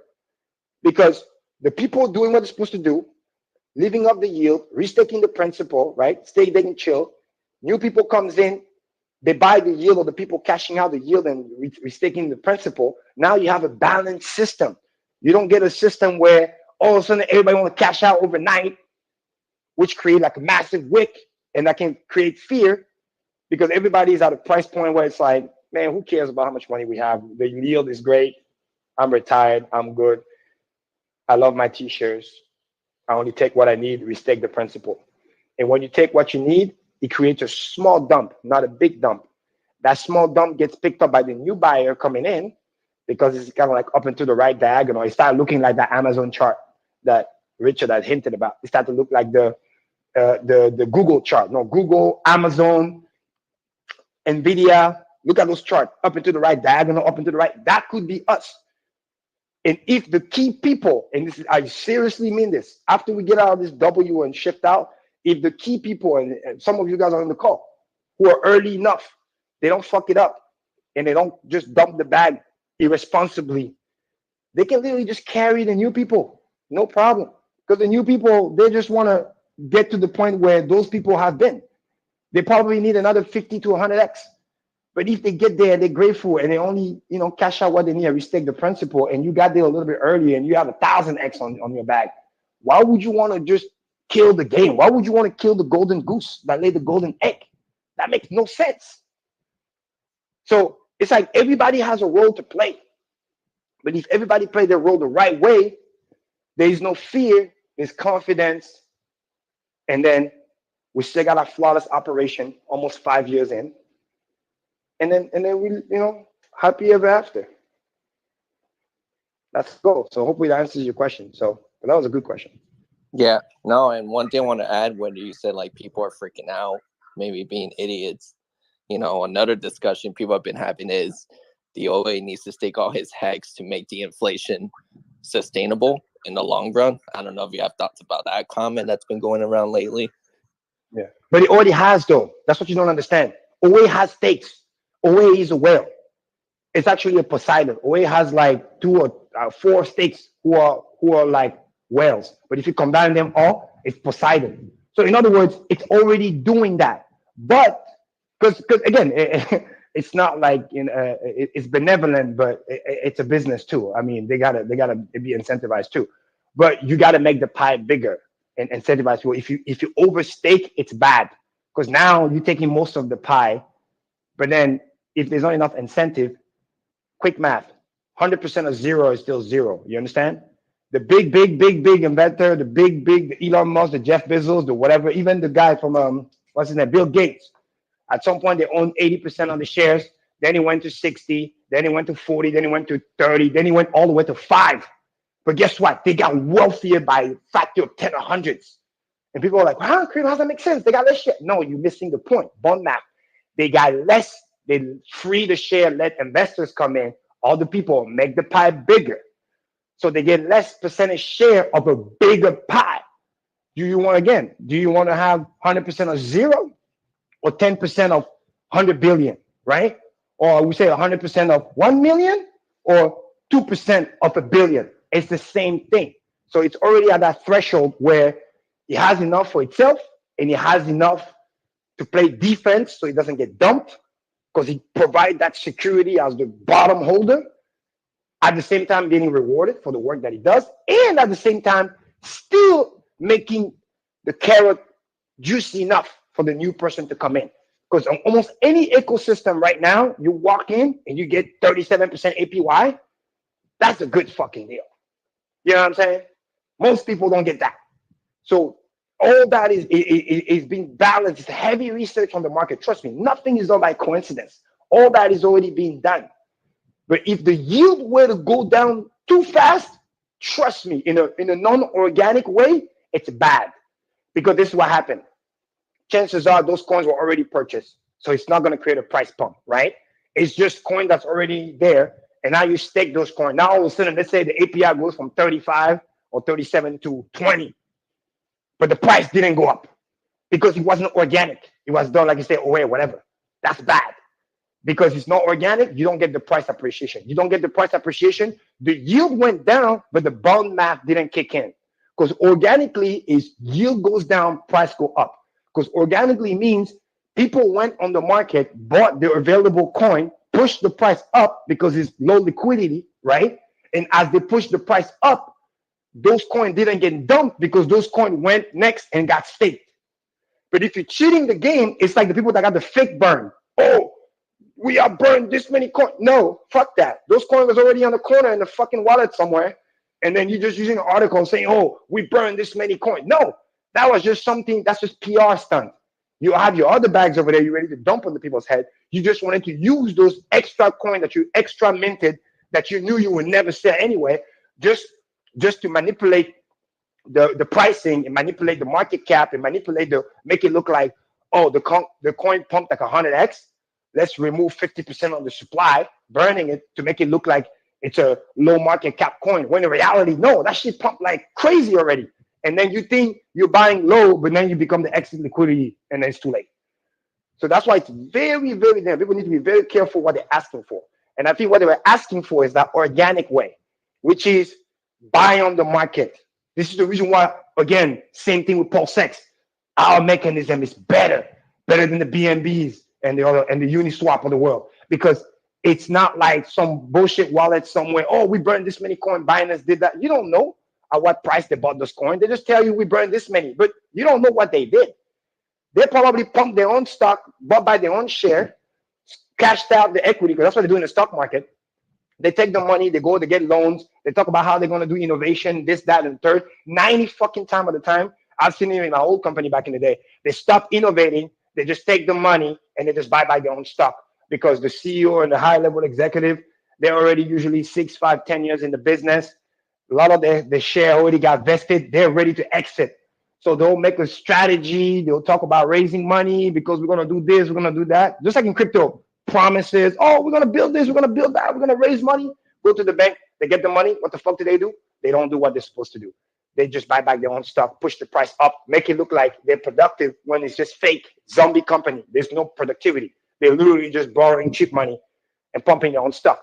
And then they dump their share, don't care about the company, become multimillionaires, exit, and then tell you about how great they are. That's the sad truth. That's what they do. But we don't want that. So when we get that organic pump, we'll get the organic bone mass. And we don't need the OA for that. OA is doing its job already, not selling, providing liquidity and leaving meat on the bone by allowing the yield to stay where it needs to be. If all of a sudden we get like 100,000 stickers that comes in, watch, there's going to be a lot of emergency end state just to free the space in the pie to make the pie bigger, because that's what you do. You want to give away market share to new participant to make the pie bigger. You still make more money. You don't have to own the whole thing. Appreciate it. Awesome. So, guys, we have limited time with Karim. He's been in the room for an hour and 30 minutes. If you've got questions for him, please come up to the top because it's limited time. He's got court tomorrow. Trap has a question right now. Hey, what's your thoughts on dividing your assets between multiple wallets or putting it all in one basket? Should we divide it up? Well, it depends of how many you have. I will say it's good, but it can turn bad very fast. You got to really, really be honest with yourself and find out how secure you are and how good you are remembering where you put stuff. Because sometimes people try so many complicated things, and this is why they lose everything. Your number one enemy is yourself. Remember that. Don't fall too much for the trap and the, oh my God, the theory of somebody's going to steal this and that and whatever. A lot of the time, it's just you losing it and nobody else. So obviously more than one wallet, but do you need 10? Probably not, to be honest, because too much, now you're increasing complexity, you're increasing risk. And then now it's like, if you start losing it, it's going to be very, very bad, very, very fast. And there's no backup plan. You know what I'm saying? So I would say at least bare minimum 2. Here's why. And I've told people many times before, you have to have what I call a dream account. And because it's a long-term play, 10, 15 years, the way I've always told people, you have no business looking at that fucking wallet every day. No, zero. Get in there, do the stake, leave it alone. Leave it alone. The less you touch it, the less you interact with it. Again, that's a security by itself. The less you got to worry about who you got to tell it to, where you got to hide it, where you got to do this and do that. You know what I mean? So at the bare minimum 2, because you want to have the dream account separate, and then you want to have something else. And also because at least with 2, for redundancy, if one get compromised, at least you have the other one that you can use. The same way you can have the hot wallet, emergency, quick access, and then you have the cold wallet, which is for, again, long-term use. Again, that's typically what I suggest people to have their dream account on. Because again, it's like long-term staking. You access it just to make the stakes, and then you leave it alone for the most part. Does that make sense? And then I agree. Yeah. Like 10 wallets is way too many. It's way too many. And another cool thing that you have with MetaMask, all that shit. Exactly. Another cool thing that I like with MetaMask, for example, MetaMask on the computer, is that you can have like one key, so to speak, but then inside the MetaMask account, you can have multiple accounts, which has multiple wallets. So technically, because people confuse that, they think, oh, I have to have multiple keys. No, you can have one MetaMask key, right?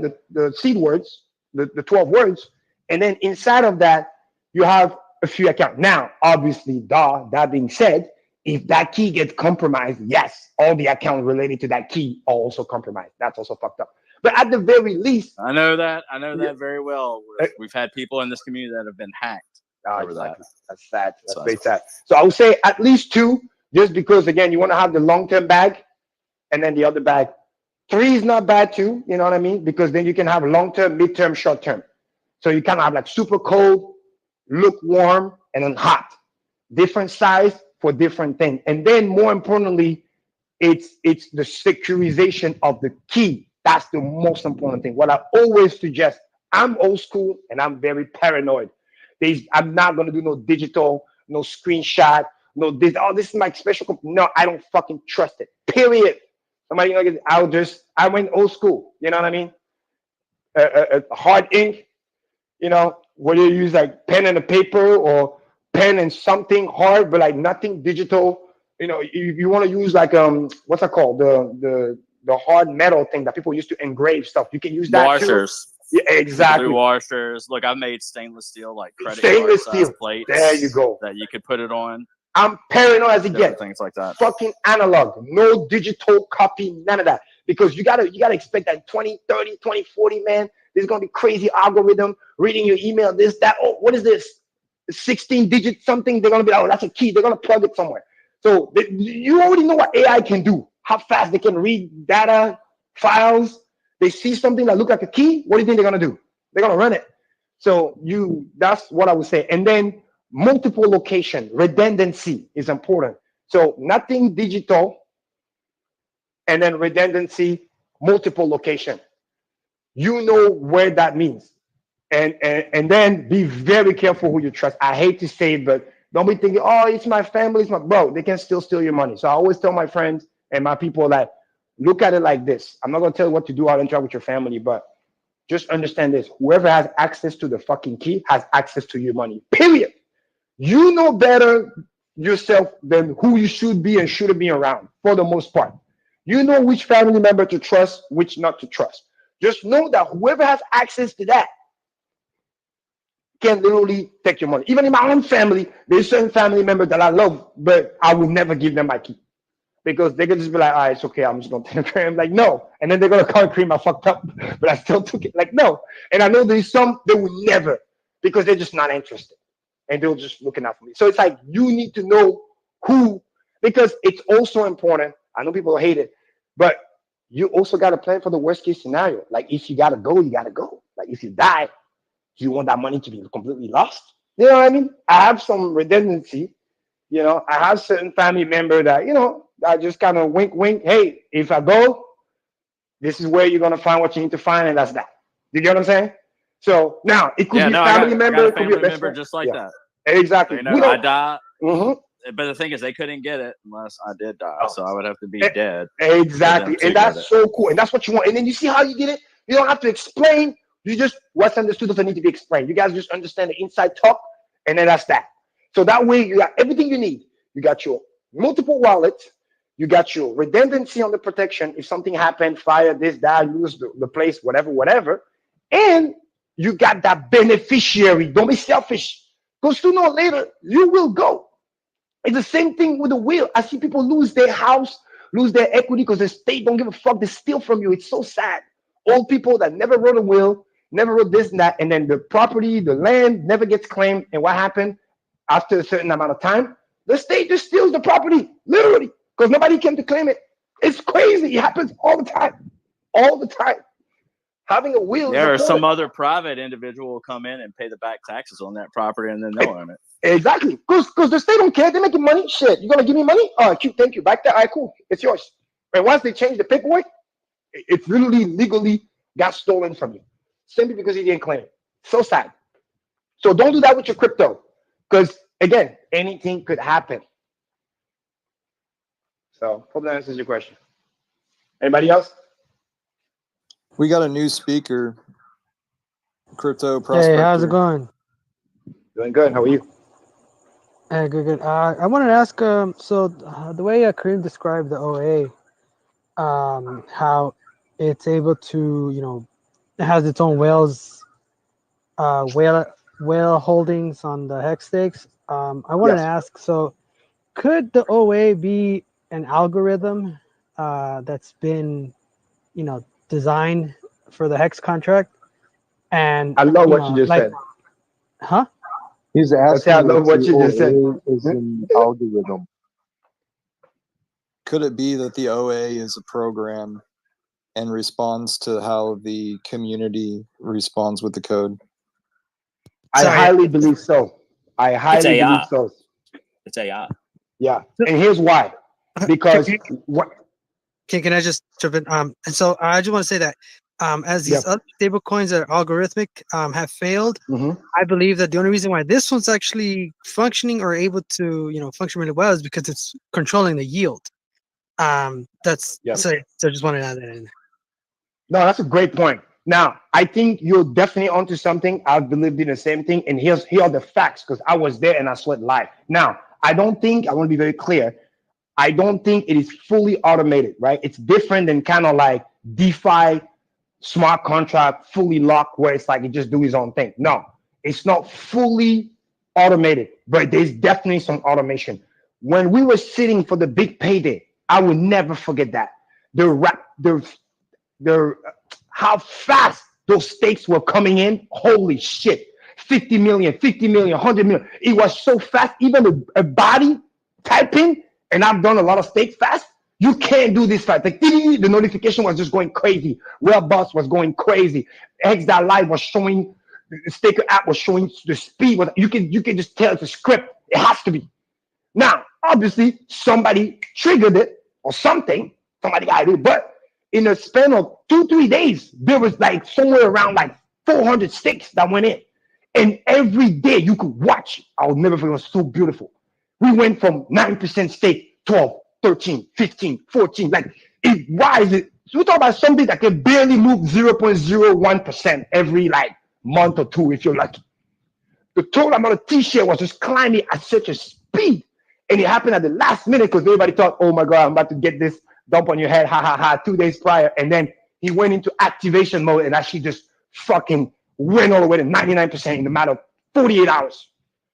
Crazy. And then people got what they got. They sold whatever. And then 2-3 days later, it unwinded everything just as fast in 48 hours when some people are crying, oh my God, my big payday, da da da da. And then literally in a matter of 48 hours, the yield just shoot right back up to 40%. And those who had pretty big payday, we went all the way to 60 because we had all the T-share, and the T-share rate shoot up to 17,000 hex per T-share. Literally the day before was around like 11,000 and some change. So it's like how fast that thing moved and how it was activated. I was like, whoa, that's definitely a script. But again, it did what it was supposed to do. The intent was clear and pure. It protected it. The dumper did what they did, but they actually didn't dump as bad because they were about to get so much extra yield to dump on our head that would have been so bad. So right just before the last day of big payday, it reached that 99 point something percent. The yield went all the way to 3.69 bare minimum. And those people still walk away with 30%. Very important to remember that. Imagine, it didn't do what he did. Holy shit. Some of those people would have walked away with like 2-3x and then put a credit on the price. Like way worse. Because they still dumped, but imagine the amount of dumping that would have happened if the OA hasn't just absorbed those stakes. Because those billions of stake also got a 3-day stake on that. So they were able to take away billions of hex that would have otherwise been dumped on people's head for no reason. And then we understood that once he unwind and the next day we're back to 60% APY, we already knew we're not being cheated on our yield. We stayed for big payday, away unwind the thing, and then give us our reward just as promised. So it was a fake out to see who's going to be real or going to get rewarded in the end, literally in the matter of less than a week. And those who are not, they think they're going to cheat the system. Haha, congratulations, you played yourself. But you still got money. Let's not pretend like they didn't get. They got 30%. They made out like bandits still. So we created an incentives, but those who play the long term really got rewarded, and that reward will come when they do their time. That's what the algorithm is literally clear. Carrot, stick. Do your time. The reward is there. I promised you. It's there. You watch it grow every day. When the time comes, you will get paid. Trying to play with me, I will penalize you. That's it. It's like a good father, like talking to his kid. Do the right thing, get reward. Do bad, you get disciplined. That's what it is. And then progressively, many times when I first got in back in the day, right after Godwell, I witnessed it live. Godwell came crazy, 10,000 ETH market buy. It was crazy. The price shoot up so fast. That's how much did you bring in again? 172 million, or how much was it? Who? Godwell. Oh, Godwell came in and then he did this first stake, Quattro Cinco, 10,000 ETH.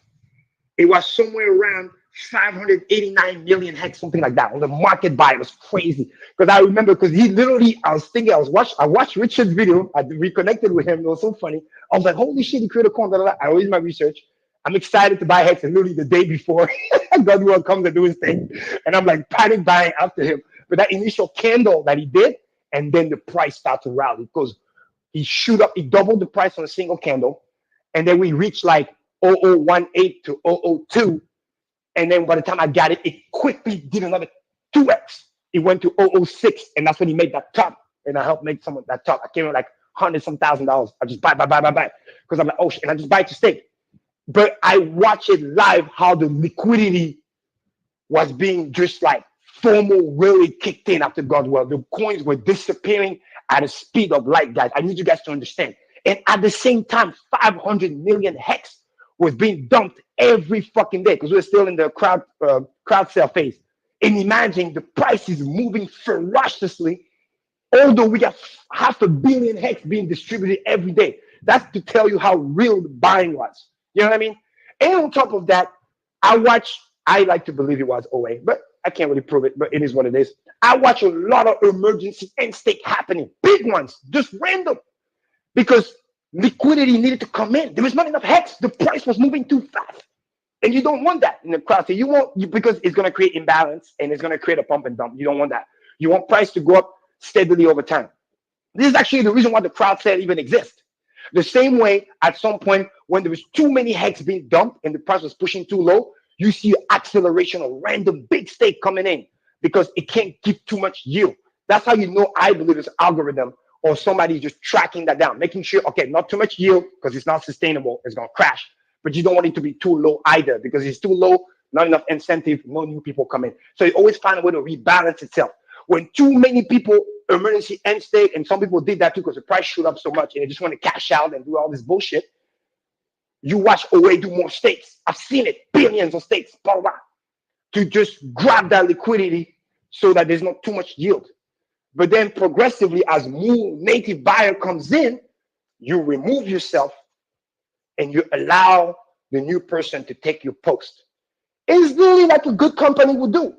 You own most of the stakes of the share. When you're the CEO and the company is too small, you don't want no dumb guy to come in and dump the price down for no reason. You own 80% of it because you don't want to lose control over your fucking company. That's that too. Elon Musk, they all did it.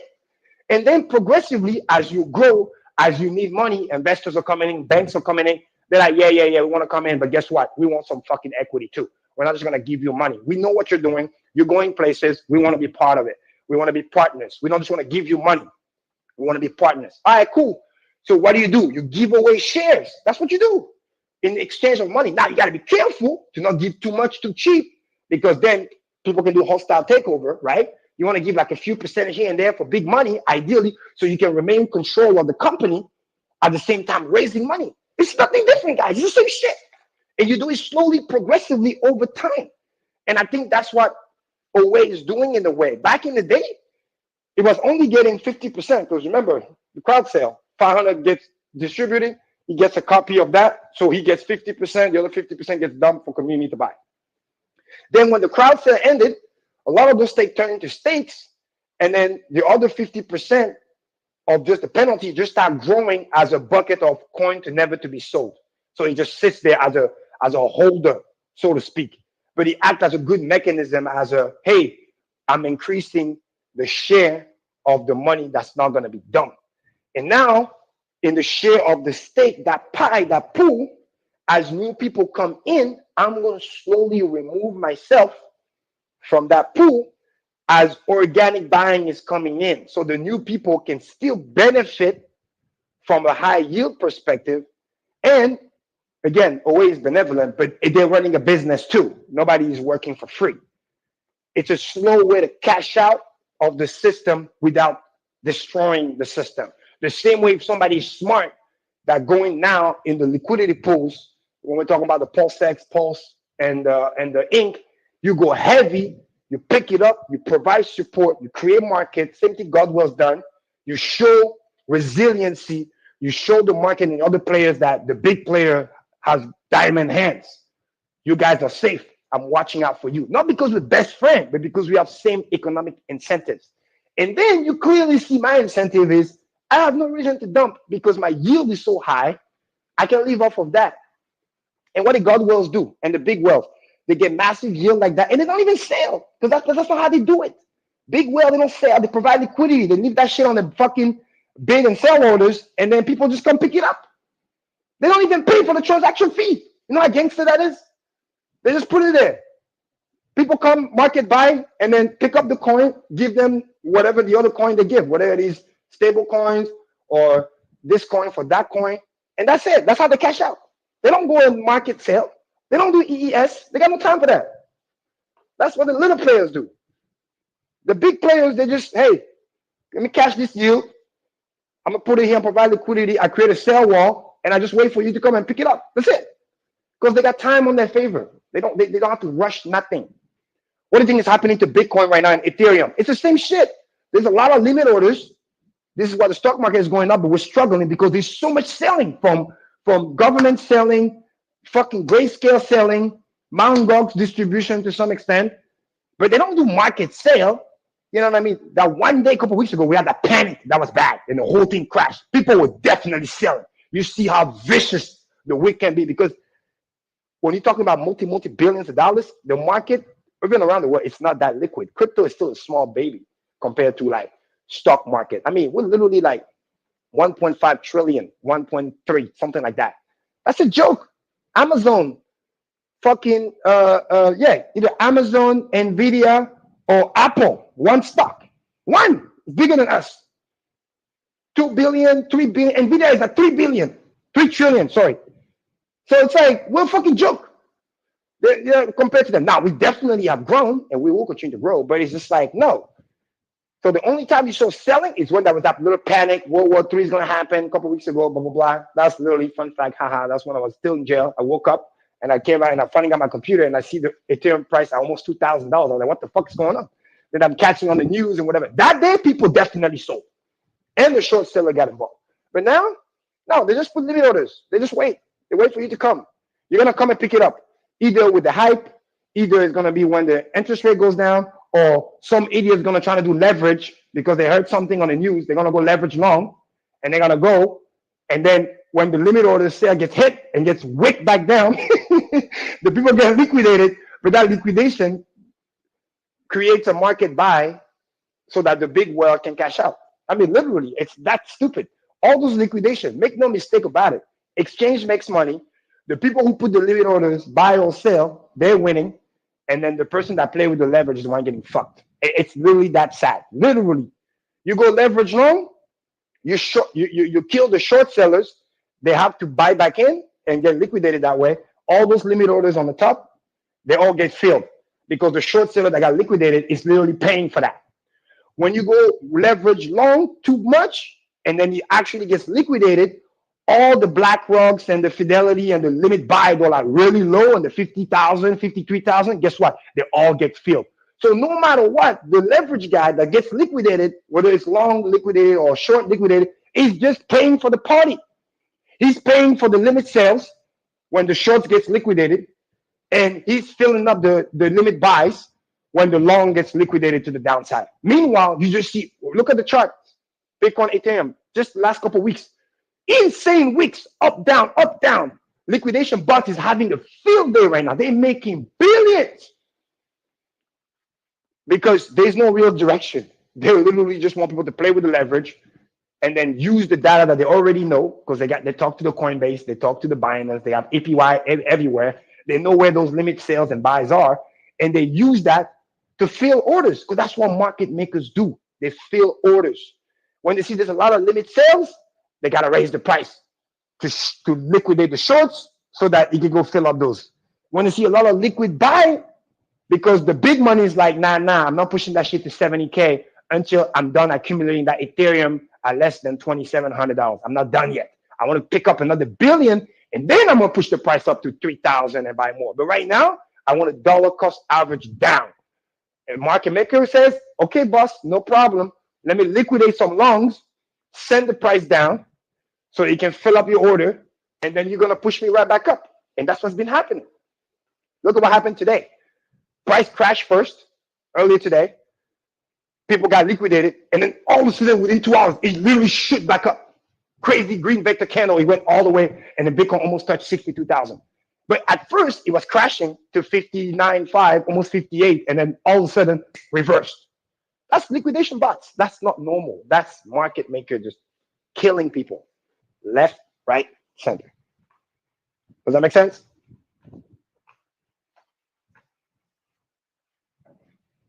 Awesome, Kareem. Thanks for the explanation here. You're welcome. All right, guys. Last question, if any. Then I do Yeah. have to sleep. Anyone before Kareem goes? Any questions or last remarks? Feel free to come up. And if not, then Kareem, I think you can go and rest or hang out if you like. Good luck. Oh, thank you. Appreciate that.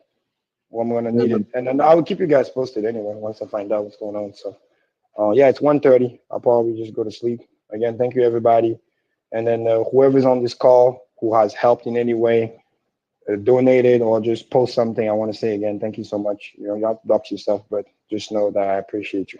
So, always grateful. Awesome, man. Good to hear. All right, guys. Thanks Have for a good coming night. in. Good night. You're welcome. Good night. Sleep well. Good night. All right, John. Bye. All right, ladies and gentlemen, that was Kareem. Long explanation. Good questions all around.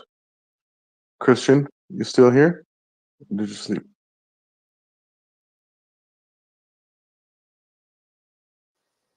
Oh goodness, Christian. Christian is out. Well, Christian, thanks for hosting the space. It is late. I don't know. Well, I would like to take my thingy too. So, uh, Ika, do you think Christian is asleep or? I thought he went off mute there for a second. I've got a cell phone. I can call him. I do. Before Kareem came, I did have a suggestion for Eco and his the postcards thing. What's up? I do think you should get in touch with the Coast guys, right? Like specifically sent to talk about their banking partner, because maybe if it's possible, maybe the banking partner could be a sponsor or an ad on your postcards, and I think that could make it more comfortable or more appealing to the postcards when they're given to residents. Especially, I think Old Glory Bank, I think like resides in Oklahoma or something like that. I could be wrong, and that could appeal to like people down there in the South, you know, Texas area and everything like that. So, and also, totally you could agree. put like, yeah, and also one thing you can do, like, let's say you can get going and get that kind of like collaboration with Coast. One QR code that you can do is on their page, they have a whole easy tutorial that I already went through of how to fund your Old Glory bank account to your Coast account. And that could be something that's part of your postcards, and it could really appeal to people to join and give the ecosystem a try. Yeah, I've been looking, I've been trying to find opportunities for us to collaborate with organizations in order to make it to where, you know, we have this service. We can do the graphic design. We can do the printing and mailing. We can pay for a portion of it. Maybe we can split what's on the postcards up and have it to where other people help us out with the payments and really get steamrolling on that. So thanks for that suggestion. Yeah, you know, especially with Coast, it's like you don't have to necessarily connect a wallet, right, to get Pulse Chain, Hex, right? We suggested, of course, right, to actually be in DeFi, but you don't have to do that with Coast. So if someone is not comfortable with going into DeFi, it's like, oh, well, I can still buy these products here with the buy and deposit options of Coast. That could be great to advertise for those type of people. Awesome. I'm recording this right now over on my YouTube channel, which is Hex Futures. So I'll clip that out and I'll give it into the Telegram Hex Postcards group. And so I'll make sure that the guys who were leaders in that space, my co-parts, will see this and hear your words.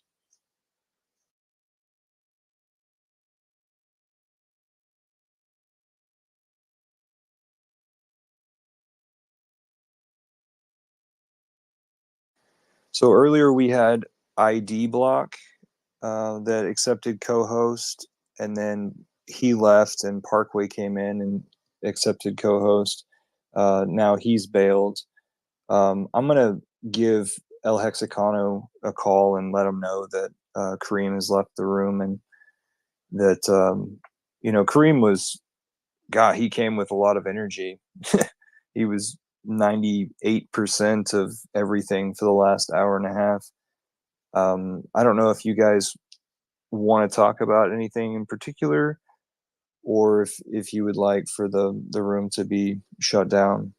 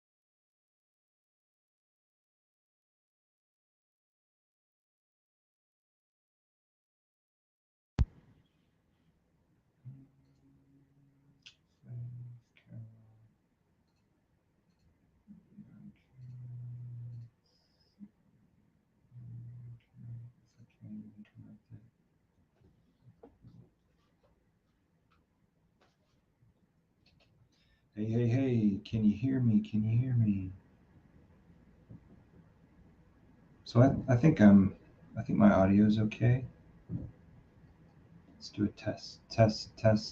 I think it's working.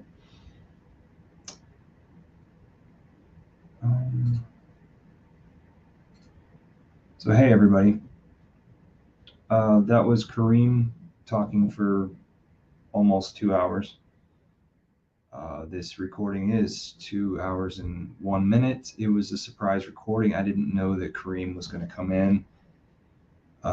What happened was Yoon popped into a space, and it was called the Pulse Chain space. And then he said, as we were talking about, like, what could we do in order to acquire some, or what should we do if we're acquiring anything in the Richard Hart tickers? If we're acquiring hex, which hex should we get, p hex or e hex?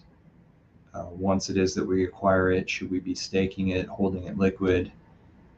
So Yoon was in the space, and Identity Block was also in the space, and both had mics. And then Identity Block said something about how Karim had just witnessed unstaking, emergency instaking a stake that was almost to 5 years, and it was like a 10-year stake, and it had big payday bonus attached to it. So it had all sorts of longer pays betters bonuses, which would be an extra 200% of your principal added on to your principal. And then big payday bonus, which those bonuses don't exist anymore. Those are just for the first year stakes that staked past a certain point, which was like November 28th, I believe, or maybe it was November 18th. I get it confused. Yeah, it was November 18th. Sorry. So Identity Block was saying that, Karim, he didn't even get his principal back, which is true. So I was thinking that Karim had passed the 50% point and got his principal back, but no, instead he was at like 43%. when he in-staked that. And then therefore his penalties dug into his principal a little bit. So Karim said that as long as he had passed 30%, then he wasn't going to completely nuke the stake. So he realized that he was at 43%. He went ahead and took that and took what he could get out of it, which was something like, I think he said 370,000 hex. I might be wrong. It might be 730,000 hex. But whatever the case, the stake was huge to begin with. And the big payday bonus was huge to begin with. And the accrued interest was huge. And the bonuses were huge. So he was looking at 8 million plus, but arrived at such a small amount, below 1 million. So Yoon was like, hey, if we want to clear this up, I can get a hold of Karim. He might be available. So Yoon has a direct line, of course. He's been in a lot of the past videos, featured in a lot of the past videos as the communicator of the fundraiser for Karim. So Karim came into the space and dominated. All right.